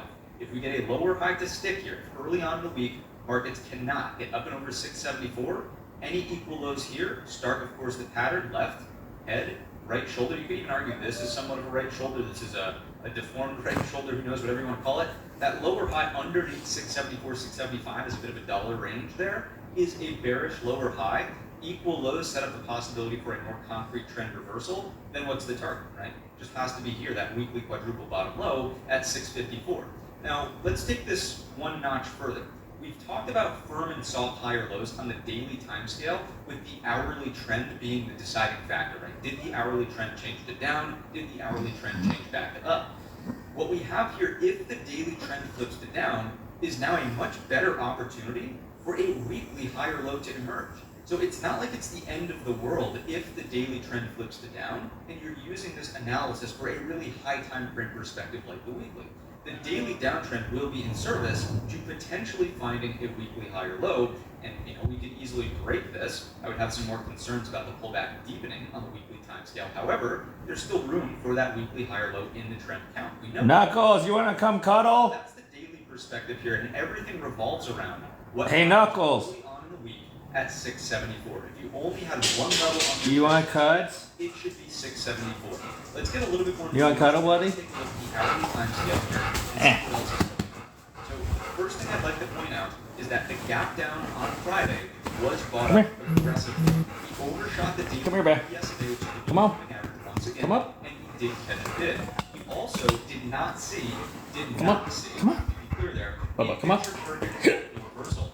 Buyers were able to battle for some victory successes back inside of today's range. We'll see this with the value I'm shifting on the market profile in just a moment as well. I'm However, Susie. I would take the approach. Oh, I was calling my dog. Here, this is neutral. It's our Bearish special language. underneath the Right, Namsu? 50. Namsu? That's Namsu? Come on, let's the cut low's it. gonna start Namsu? to play. Namsu? Closer to the 675. This is what the bears want to see. Neutral through here. Bearish underneath 668.75 daily 50 estimate. Why am I taking this approach? Because really, it's typically a lower low, the final missing of the daily. Hi, Hal. You're really just in range compression. Oh, hi. Hi. Oh my God! Look at. We have actually connected, which is kind of exciting. I know. I'm so glad to see you. 75 coming into I'm glad to see you too. I'm trying to figure out how to put the speaker on here. Oh, okay. There's. Got the wait. Let's see. The microphone. I got that. I got that. I got you. I see you. Yeah, I don't know how I have my speaker on, but it's on. There's no button for it either. 75, I don't know. I just have mine on max volume, so I guess. I think you know what? Since we're video chatting, it's probably automatically on. You probably just need to turn up the volume. Opening the door. I tried, but it didn't work. So anyway, I'll just put you here. So Okay. Yeah. Okay. So yeah, my mic. I think you cleared up most of my inquiries, which was like, okay, these are different guys. Consolidation in Um, the drawer. Okay. Well, yeah. If you trust them, I'll go ahead and pull the trigger. I'll go ahead and Zell you over the amount, just because. Yeah, I'm sorry for the confusion. I just wanted to make sure we're, if it's one party, just make sure they get the right work done. But all good. Yeah. We'll get it done. And as I mentioned to you, what I'm going to do, I'm trying to get the guys to show me how it's unbalanced and shaking. So yeah, let me share with you a little. Yeah, I now remember it does that. It's been doing that for a bit. When I was there, but I think. Yeah, I just don't, I thought it was because, I usually put, too much clothes in there or something, and then it shakes, so, or whatever, but, with the amount of money that's been invested in there, it should just be fine, so I'm still going to ask them to come out. Okay. And if it's okay with you, then I'm going to get Tony started on the microwave. Yeah, can you send me, remind me again, your Zelle? I can send it to Zelle for you? Yeah, I'll text it to you. Yeah, just send it via Instagram here, and I'll sort it out right away. Yeah, and I'll just be looking for all the communications here. Although I will occasionally send you emails. Just Yeah. No, the email's perfect. Yeah, I think. If you need something, I can't find it in the chat, right? No, exactly. I think the email's great for record keeping, but just day-to-day chat, just because it's easier, for us. I got it. So consider it done. I got the notifications turned on, and I'm in 2025 now. Congratulations. well, do you want to be in 2025 right now? It looks crazy. It's crazy. Yeah, I don't know what's going on in the U.S., but what's this thing with Trump and Bill Clinton? I just saw the memes over it. Somebody said, well, remember years ago there was a whole thing of Trump was getting peed on by some hookers in Europe, and then oh, the golden showers! Oh my God, I totally forgot that. And then I saw what is that called when it's a video? I get confused. Oh, a reel. A reel? Yeah. I was taking advantage of My friend said that to me. I was like, so yeah, this is a very interesting week. It's going to be more interesting this coming week too. The only thing, as long as we don't blow up in a nuclear war, I'm okay. Well, that's the concern. If we blow up in a nuclear war, it's going to be painless for me because that's the bad thing. Yeah, well, yeah, that's what I was saying. I was like, you know what? I hope they do nuke LA. Exactly. Just end the suffering. Well, wait, I want to come stay with you first. You should, actually. I should. Oh, God. You know how it's so easy to live out here? I'm going to be honest. You come here, teach English, and live very well, upper middle class, and enjoy your life. I'm dead serious. Especially with your demeanor. People would love you.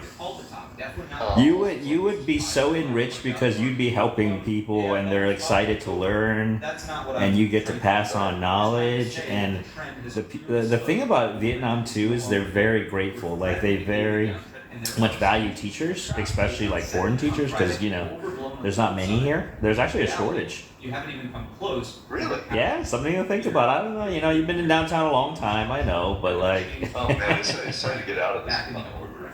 Hey, it's been raining. We've had nice rain. That's they good. made it sound like it was going to be Pacific Palisades was now going to mudslide into the ocean. It's been a real non-starter. It's I'm happy that it's not been destructive, but these people would know the weather and they have evacuations.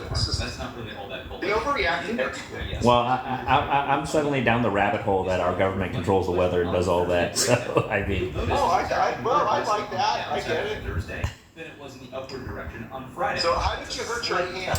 Oh, so I was in such a great mood for just a great space. In the past couple weeks, we were making a lot of money on stocks.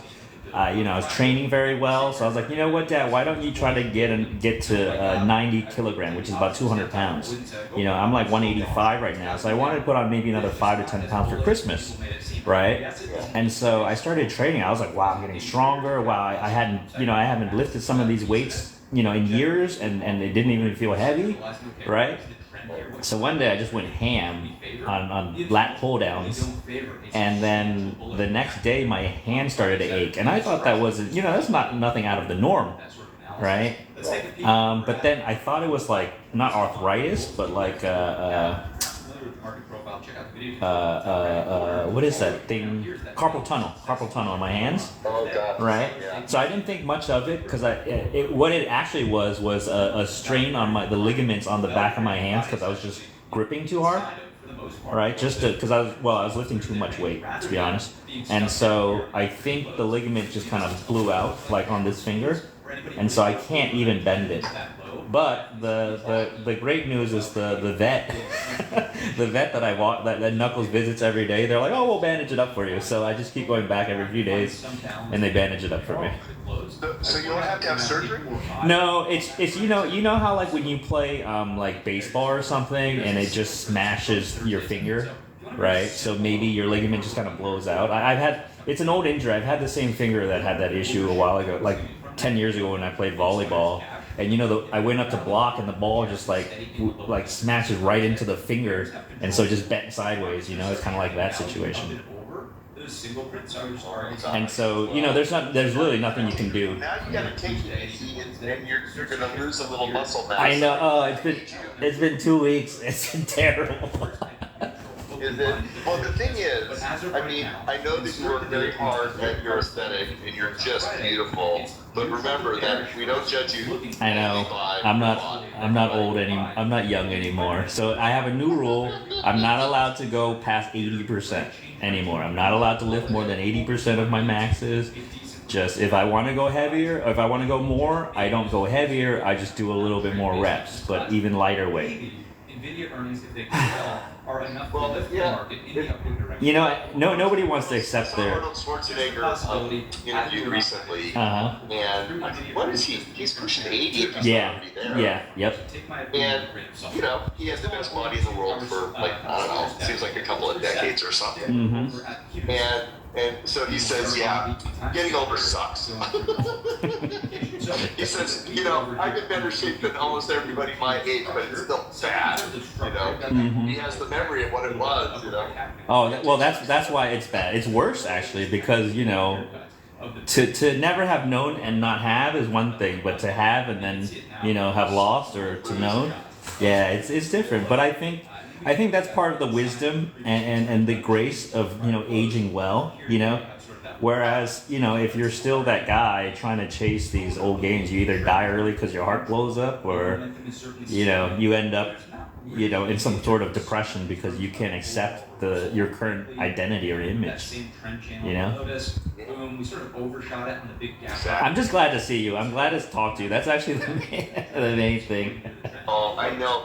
One of the things about texting and emailing is there can be confusion, and then also if somebody responds kind of in just a few words. Exactly. I just felt like I was too short with you, and I just didn't want to. I got concerned because I thought you knew you lost. No. I wasn't upset. My finger. I was just like, man, I don't want to type all this stuff out. So I was like, I just want to chat with him, and that's why I'm like, what, this would have been. So what's interesting? I realized so much of human like business and everything else can be solved with a quick phone call instead of back and forth. And also, if you ever find yourself getting into a fight, either like with somebody you're doing business with or like a relationship, work really hard not to have the fight by text, email, or voicemail. Because when you do, you leave the so-called paper trail of things to go back to resent. Whereas if you just have a blowout verbal thing, in a few days you get over it. But, so don't be leaving evidence. That's true. I just discovered that I don't get in fights too much with anybody, but once in a while, I'll be human. And I've been practicing what I preach, and it works out really well. Oh, that's as you get, when I was younger, I was like, okay, what are my goals? I want to be strong, I want to make more money and stuff. My goals lately is just to be a nicer person, try to be more patient. Dealing with, I noticed because I'm trading a lot of stocks and equities, so dealing with a lot of these companies, it's just like the way they train their employees, or not train their staff, and like, you know, they treat like financial instruments or money like basically like fast food. You know, I'm like, if I would hope you guys take more care in managing your clients' money, but it doesn't seem like they care at all. You know, so it's like I get so frustrated because I'm like, I wouldn't, if I'm touching other people's money, I would, you know, I treat it with more regard than my own. But like these people are just like, they don't even care. They just send my money back and forth. I was like stuck for weeks, you know, and then the worst part is that like they hire these useful idiots to man the front line. So every time you're like, hey, and then, you know, you want to get mad because obviously, like, because as an organization, they have to know their stuff, but like that individual that they hand you is like an absolute like novice, so they just can't do anything. And then you get frustrated because I'm like, hey, I can't explain this to you 5 times now. Can I talk to somebody who has accountability? And I think that's the biggest thing. People don't have accountability for things these days. Well, that's our whole society. Are you practicing law too? Yeah, I mean, here and there, I advise more. You know, like if there's a whole lawsuit, I'll refer that out, or you know, but like little matters or if you need guidance, yeah. Yeah. Are you a free agent now? I don't know. Oh yeah, I can do. Yeah, my friend actually sent me some work too. So it depends on what they need. You know, if I can help them, great. If not, I'll make sure to find the right person for them. Same concepts as You do intellectual property, I think. I do. Well, I do a little bit of everything: business litigation, contracts, mostly intellectual property. Yes. However, you're still rejecting this key zone. How about trademarks? Trademarks are very easy. So yeah. Okay.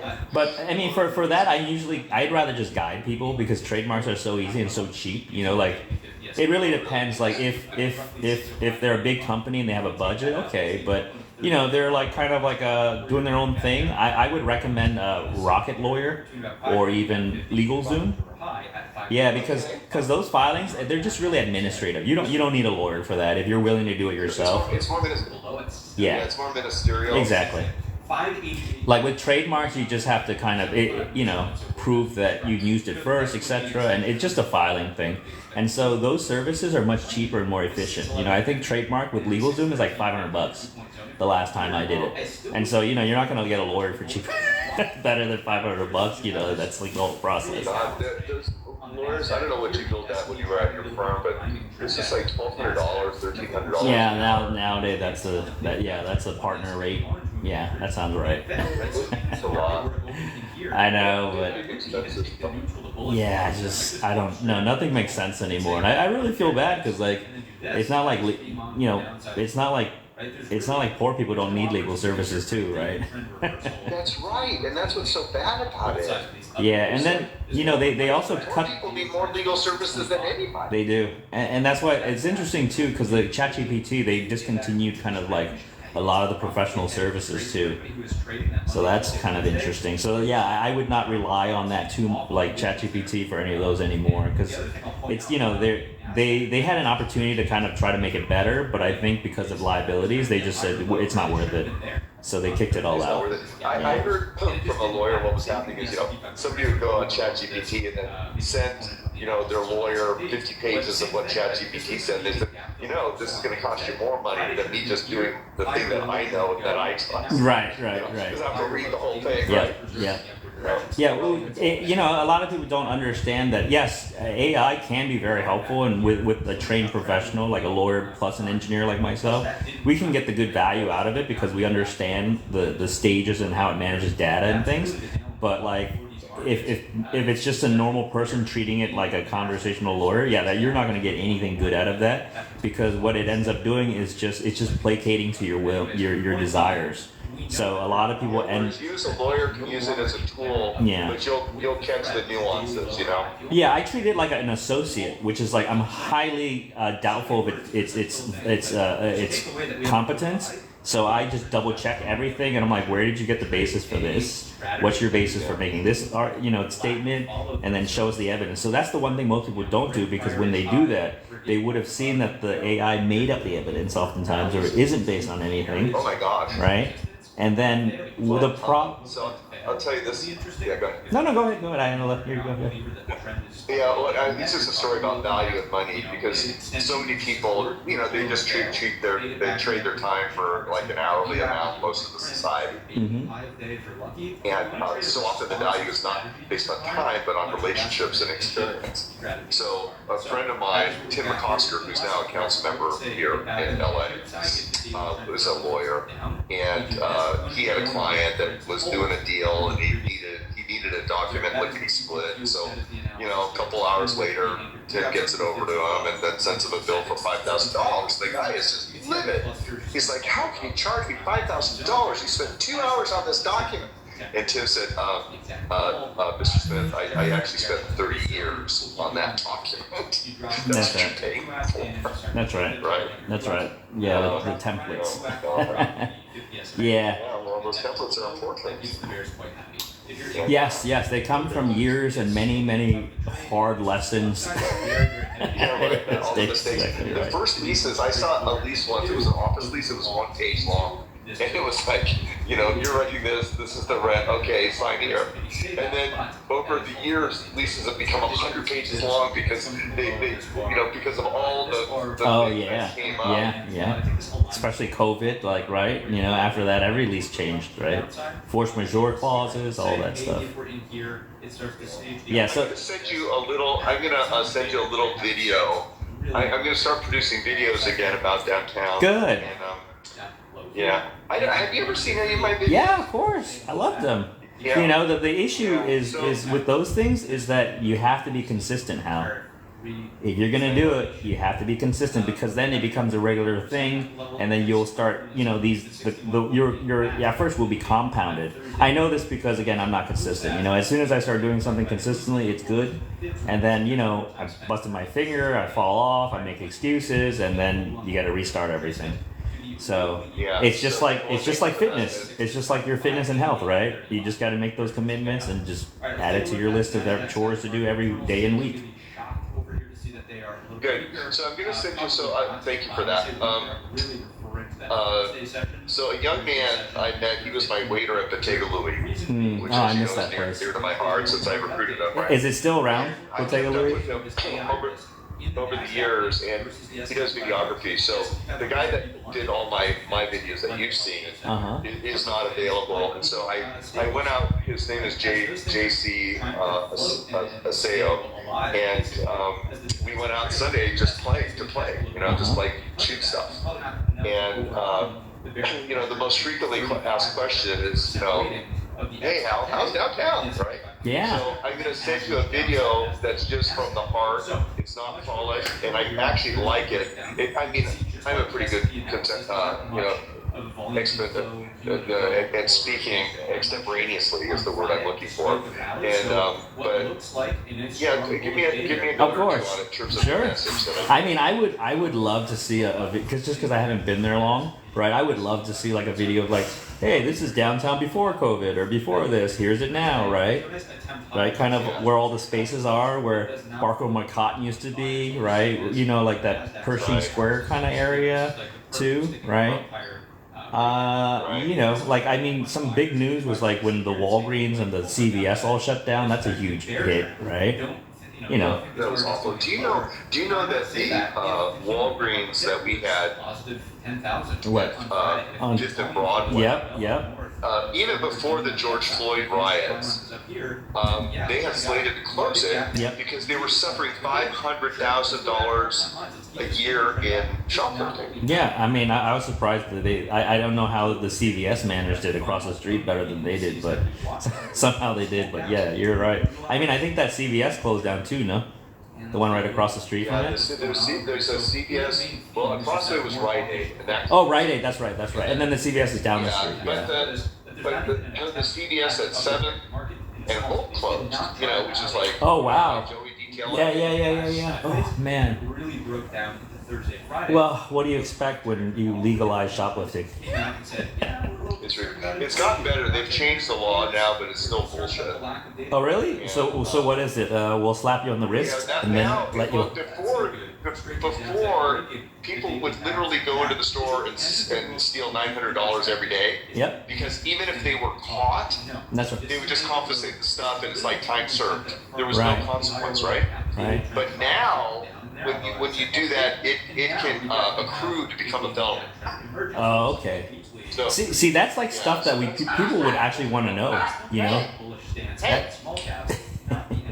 See, that's stuff people want to know, you know what I mean? Like seeing it, but then understanding why is that missing link, and I think a lot of people would really want to watch your channel to hear, you know, the insider scope, and I kind of, you know, all the things that you share with me, I'm highly interested, so, you know, if you have it in a video, I'm sure everybody else, especially, you know, the downtowners, like, you know, I was actually just talking to my other downtowner friends, and, you know, half of them have moved out, you know, half of them have gotten families, so they're like, we can't live in downtown with a baby and a wife here, so the guys, the ones who really love it, they just moved to the arts district, but even then, they're just like, you know, it's not, you know, they still like, everybody still misses downtown, and so, you know, maybe you can be the man on the street and report when it's hospitable again, or just give us. Well, I'll do one of two things. It's either I'll make some progress on moving over there, or to Michigan, or both. You know. Okay. So. Well, I'll be back. I'll be back in a couple weeks. I'm gonna send you the. Yep, I'll take care of it later today. Send you those out. Yep, I'll take care of it before the end of the weekend. Thank you so much, and God bless. Take care. Be good. Retracement, so you wouldn't want to see the market much lower than that. Once again, it's really 225 on the daily time scale. You'll see that with a bit more clarity. 225, 226. Let's take that off. Let's take a peek at our anchored view apps on the small cap side of things. So major pullback low, still acting as support here. Not concerned. Like generally, the trend is softening. There's this possibility of a breakdown here, but not. Ngày off thì em sẽ làm cái gì? Giặt đồ hả? Làm việc nhà hả? Really explosive off the lows, finally stalling and cooling off. If we get Cảm ơn. still 225. I think that's been fairly straightforward. Let's take a peek at the volume profile just to be congruent in the analysis. Really, we need more time for this, otherwise it is slightly deceiving. See all this volume back here, but notice that the high volume node right there, 225, 226. All right, let's go down to the daily chart and see what's going on from this perspective here. Really good, more balanced range on the small caps rather than continued trending market in smalls. So look above and fail twice. You can call it a double line. You can call this left, double top here for a man right there. Underneath the neckline, closed. Just like the other two indices, although this had a rally on Friday, it really didn't do enough to reclaim maintain more of a bearish stance. Lazy Sunday. I'm going to really start to change my tone. Is even on a recapture of this 850. So Brigade Bolt here is fine. I would really say this Brigade Bolt would be more compelling if we could take back this level. Previous support in there, support, the origin of the breakdown on Thursday, that would be 241.65. Right? So that would be the if Hail Mary bull situation here on the IWM. But as of right now, again, based on the close, doesn't really seem like that is a compelling argument with the small upper wick that's started to develop as of Friday's 4 p.m. bell. So the more time it spends sub 238.50, the more bearish this becomes, and the more of a headwind it is to the S&P 500. And ultimately, I'd be looking for the weekly retest of that key zone down here. There's that 225, 226, right around the top end of this breakout. You can see we broke Brigade Bolt, moving in the other direction. If we're going to get a weekly Brigade Bolt, you just want to see the same thing on a different fractal level. That's 225.85. Let's take it down to the hourly chart. Let's see what we see here. I will say that this is probably worth the trade because there's thin structure on that Thursday breakdown, thin structure on that rally from Friday of last week. So over 238.50, maybe the squeeze is still on to 241.65, but once again, it's not really enough to get me to change my tone and say, wow, that's so bullish. You're still underneath the majority of this balance range that we can clearly see overhead here. Let's come in with the fibs, and these will be slightly different because we made a much more meaningful lower low on these IWM. If we do something that looks like this, notice the 38.2 is right here, so if this is going to be bear flag consolidation, you just got to keep it underneath that level. Notice the 61.8 is beautiful confluence with that 241.65. Let's come in here with the intraday anchored VWAPs and just see what we have from that perspective.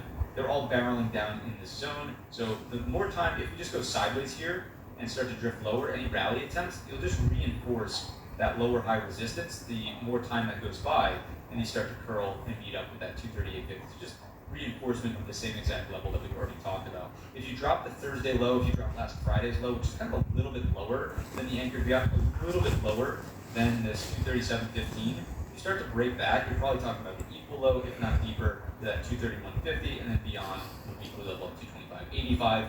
Once again, I think it's a little bit more clear that small caps are bearish here. You could probably strike a bearish trend channel that looks something like this. We're at the bottom end, maybe we bounce to the mid end.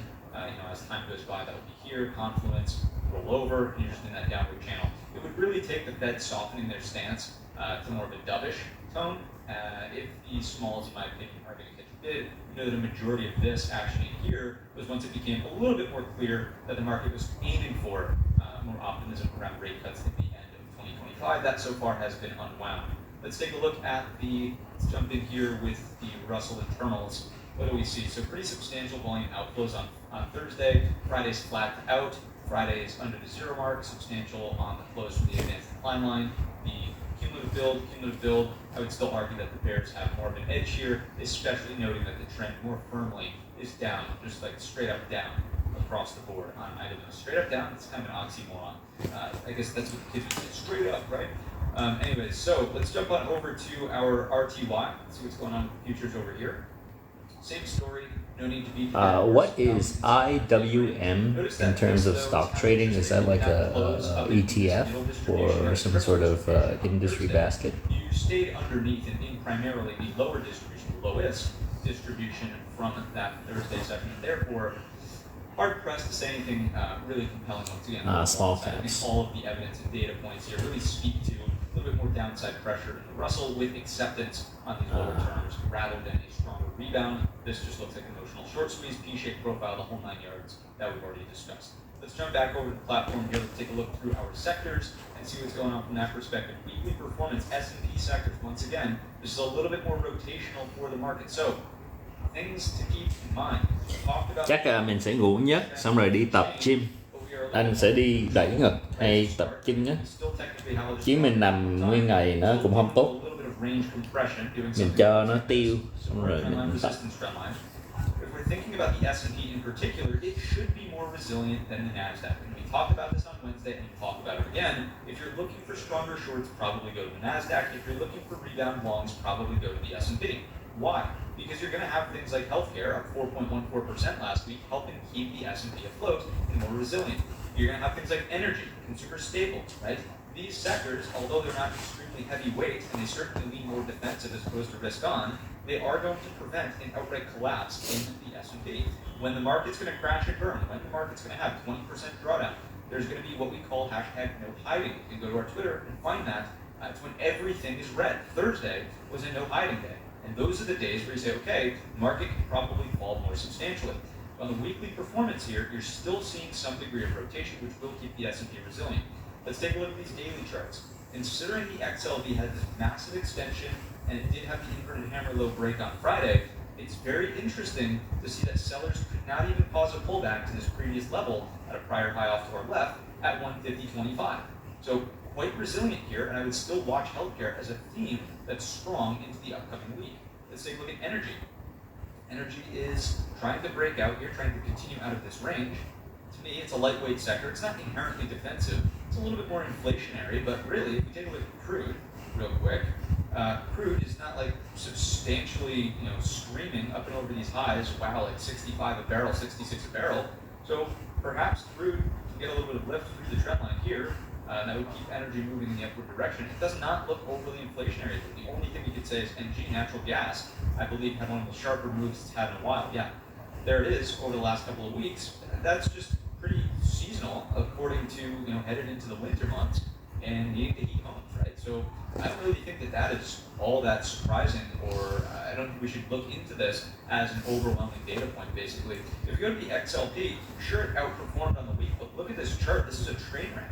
We've basically broken down from this range, clear lower high, and now a clear opportunity for a lower high under what was once acting as support, now acting as resistance. Again, green on the week is fine, but look at these upper wicks. Look at the daily 20 rejection. If this is going to rotate to the downside, this is why we might have a little bit more of that bearish tone in the S&P 500, right? Not a baritone, but a bearish tone. If this is going to rotate to the downside and the XLK and the SMH do not continue to catch a bid, that's going to spell trouble. But if your defensive sectors aren't playing nice, excuse me, if your risk-on sectors aren't playing nice, then what's left for the S&P to do other than go down, right? So watch this XLP rejection here. The only thing that we've seen that's quite compelling right now is the XLV strength. Let's go materials. Lightest weight sector in the S&P, really just looking like a downtrend projection for a lower high. Seems a little bit more bearish to me. If you look at the SMH, has a concern as well. It's bearish low for high, staying underneath as of the Friday close. We're underneath 346.75. The bears keep that pressure on. Breaking down underneath your daily 50 opens the door to at least 326.35. Now you're talking about downside pressure across the S&P once again. I don't want to be any more bearish than I have to be, but the data points are changing.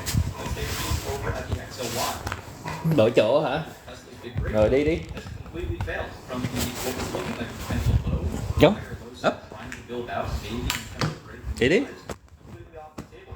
Look at the upper wick here on Friday, trying to stay underneath these higher lows. This continues to drift. Go ahead, Knuckles, come on. If you start to get a little bit of a bid here, I would say that's okay. Maybe intra-week we stay somewhat neutral. But if we reject 236, it's a clear opportunity for a lower high that's going to concretely down. Still get somewhat of a balance range, but a lower high to midpoint of range definitely would threaten a deeper opportunity for trend reversal should we drop 230.40.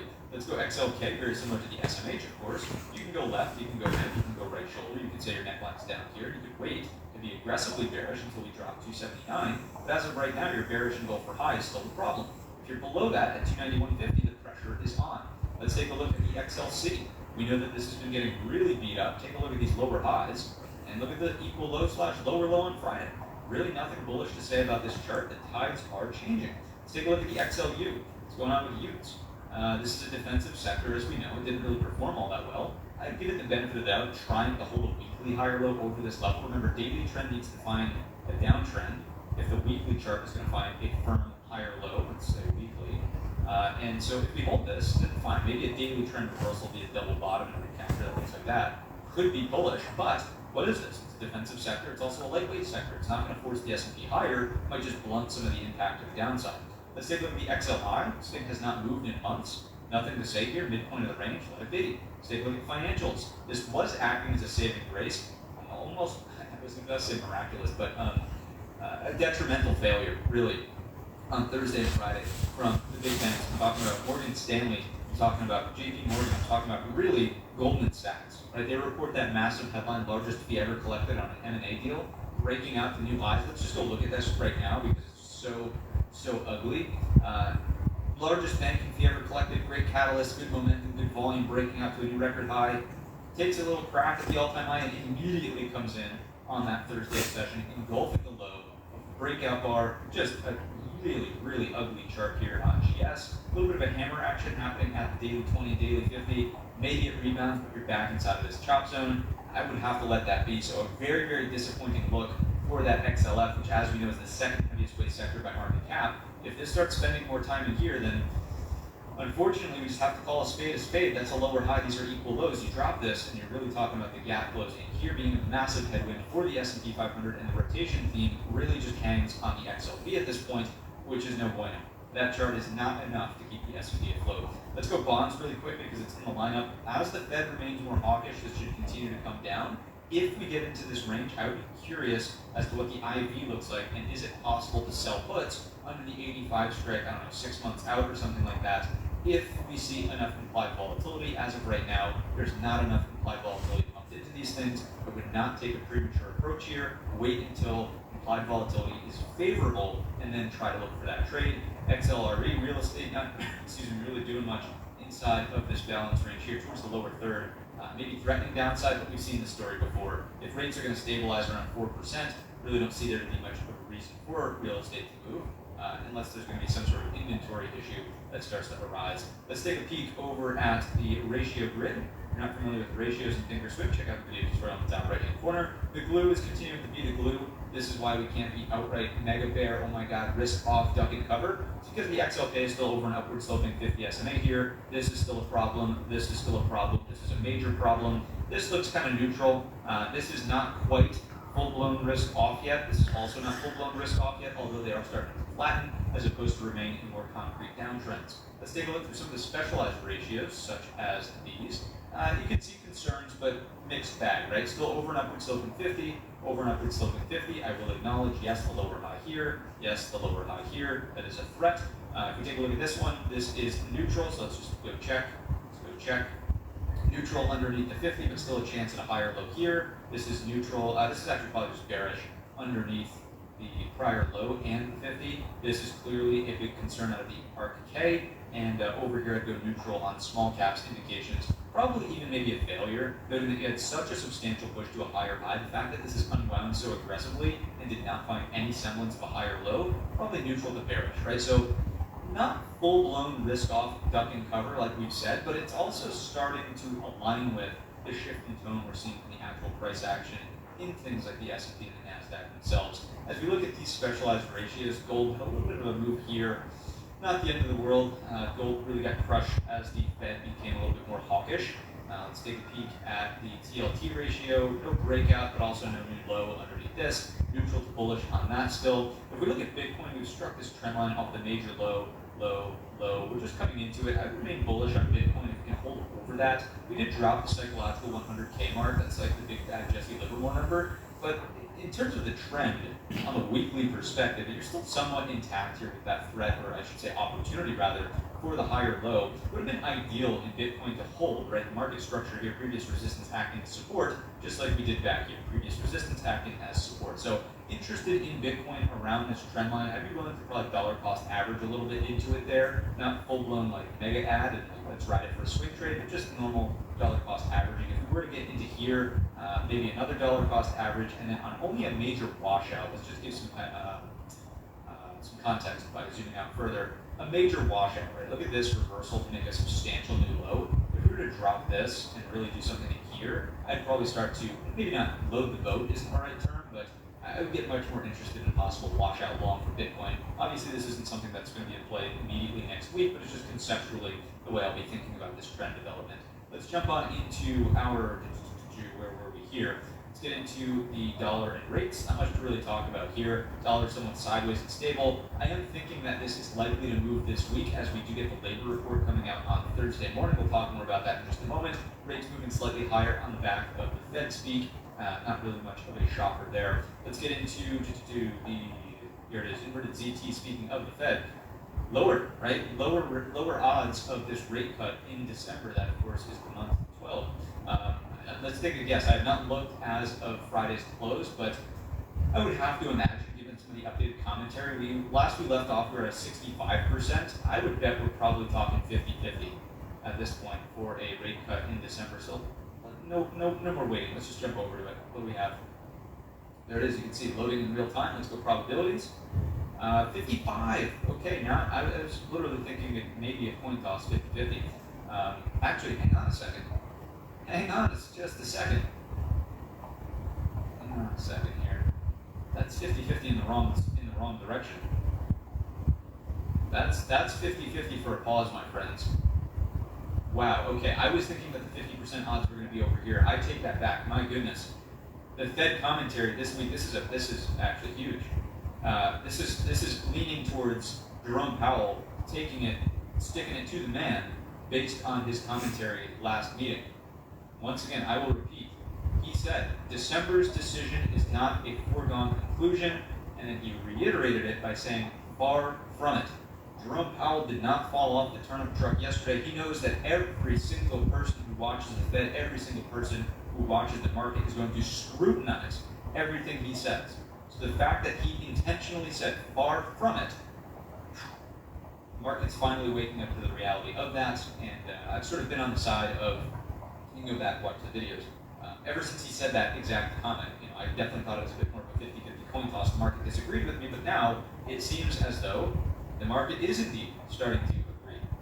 Very interesting, 55.6% odds of a pause rather than a cut. Very interesting development into the end of the week. Super Dub Mirren, you are not doing your job. Why are you not bringing these rates down to zero?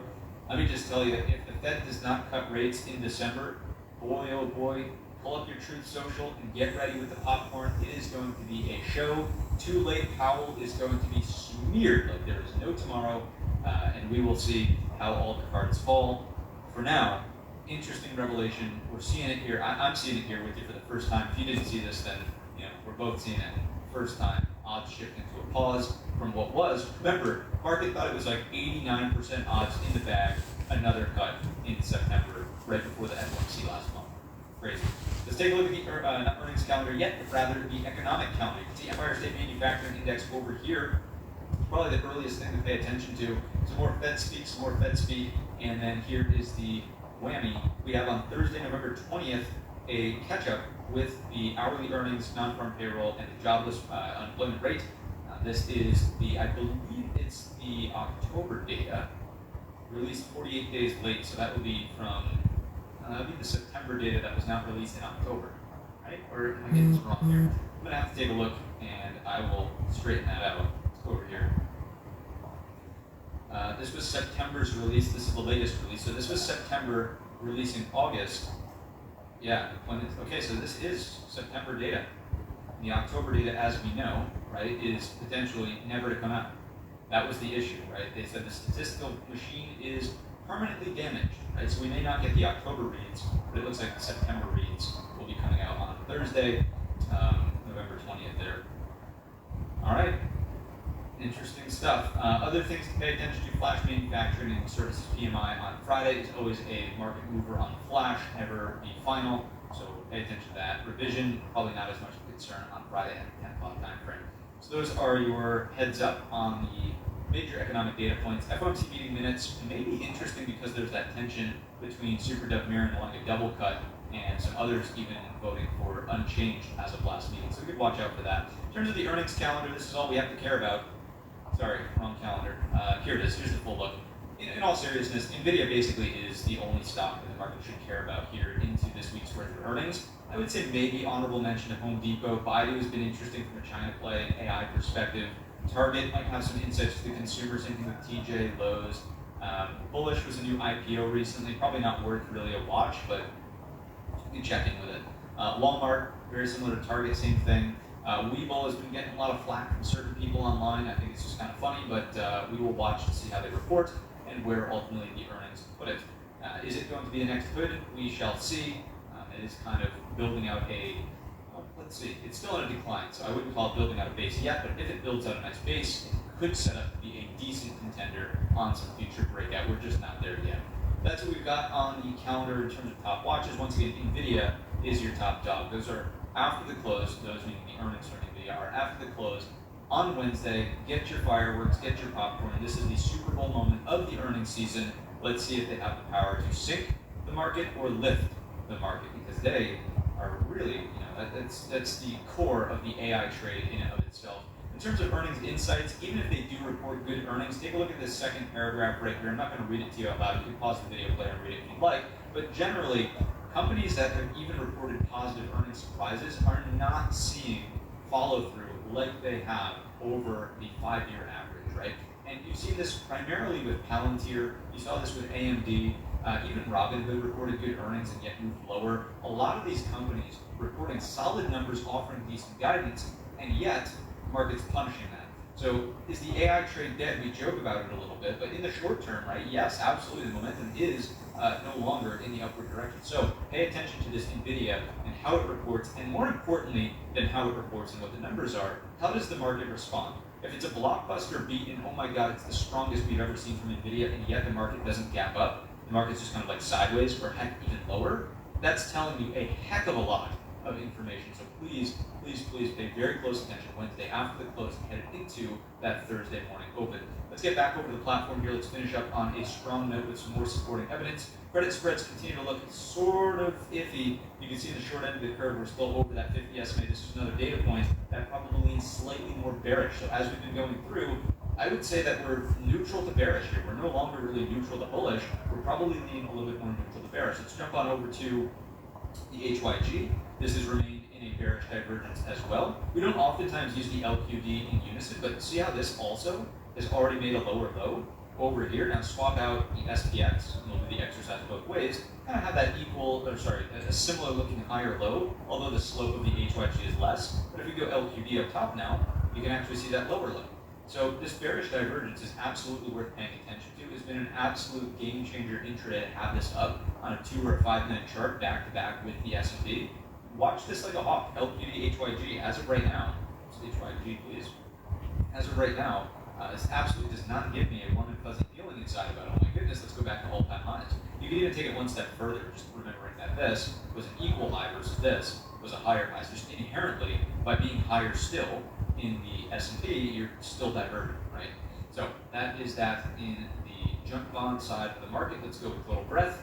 You can see a small little snapback in the early stage of the week, only to give it back tenfold, not literally, but you gave back more of that into the close on Friday. Even so, is this a bullish or bearish data point? Well, even though the market rallied on that Friday session, breadth says not really, right? This is not really what we want to see. Let's go RSP. Although the market rallied, and like, take a look at this. This is just a clean comparison. The S&P closed inside of Thursday's range. The RSP, the equal weight S&P, looked into Thursday's range, fell back out of it, and closed underneath. It's certainly more in the midpoint of this balance range, as opposed to the S&P still staying above this balance range. So, not to say like, oh my God, markets are going to crash and go to zero, but once again, here's the bottom line, I suppose. Even if you don't want to be bearish, you probably shouldn't be as bullish as we once were. Right? The market is not nearly the same as it was through the trend in early summer, and then even a little bit before that, coming out of the April lows. If we go to the volatility chart, a little bit of a pullback here, but not enough to really make a new low. We jump into the VVIX, which is volatility of volatility. It's still elevated over that 103. If we take a peek at our vol futures, almost dipping a toe into backwardation, not quite. We'll see if early this week it does ultimately make a move under the zero mark there. Same thing happening here in the 9 versus 30. You can see that the one-day VIX quite elevated into the close of the week, even though the market rallied there on that Friday session. So money managers getting a little bit more concerned, but we're not all the way there yet into a backwardation. If we go to the trade tab, all products, let's hit the VIX futures. Let's just quickly go to the product depth. When and if this curve were to invert, if this spread here was to actually go opposite, and then like that, that would start to become a little bit more concerning. It would be absolutely concerning if it completely inverted and looked something like that without some of these later data points in the future being over the top. All this means is that the market is seeing less volatility now than an uncertain future, and if it's the opposite, right, the market is seeing more uncertainty now than a less certain potential future, that's telling me like, wow, duck and cover, things are serious. When this would invert and get back to normal red line here, that's where you would want to get long the market.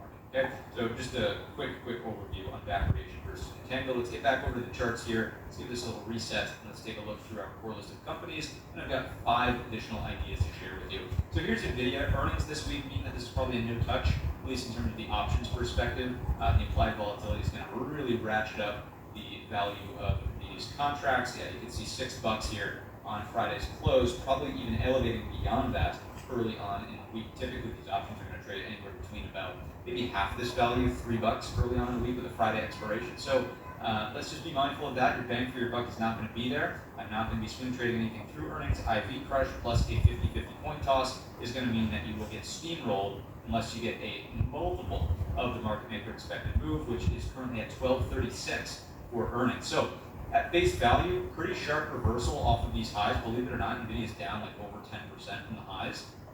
What is the move here? Let's just take a look at that. Sorry, 9.72. God forbid I took it from here to, let's try that one more time, from here to the lows. Yeah, there we go. There's the down 14%. Point being is that this is much more like, quote, correction territory, so to speak. This looks like a massive failed break after new record highs, and you're really just clinging on to this prior cluster of value. Nice oversold rally, I think, on Friday, but aside from that, underneath the daily 20, underneath this little 2-day tight range there, if NVIDIA was going to be more compelling on Thursday, it wanted to open in range, hold the daily 20, and break the 2-day highs for upside. Just didn't happen. So I take much more of a neutral approach here on NVIDIA, headed into earnings. It's probably going to be pretty tough to short this into this chunk of value. Again, I'm not really going to be interested in trading this early in the week, but it just does not look set up beautifully for any clean trades to fire off. Let's take a look at Microsoft. This, on the other hand, is starting to clarify. You've got highs, equal highs, rather. Neckline of the weekly double top. This to this is the lower high. We were rallying substantially on that Friday session, but if this could just balance, you're going to be dealing with nothing more than a bear flag. When and if it goes, that's where I'd really look to take advantage of Microsoft downside, sub 493, 490, into something like 470, 425. We're not there yet, but so long as price is underneath 515.50, that would be the more compelling look. On the intraday charts, you're probably an immediate signal to start thinking more about the short side would be a failure back down underneath 506.50. You take a look over here, you can see that it still has the chance of some kind of initial digital neckline would be down here for 98.50, but this is probably a thin structure retracement through that early morning rally from Friday. 506.50 key level early on in the week, as long as we're underneath the moving averages, probably still leaning a little bit more bearish. Let's take a look at Apple. Speaking of the opposite end of the spectrum, this is it. This is the total opposite of Microsoft. Look at the relative strength up here. This is the balance range. Trying to close right on the edge of it after a morning rally. It just didn't gap down as hard as everything else. It's not like it's in a downtrend. It's not under the... Ôi, ok, sắp hết pin rồi. Ok, chào bạn. Anh sẽ đi tập gym.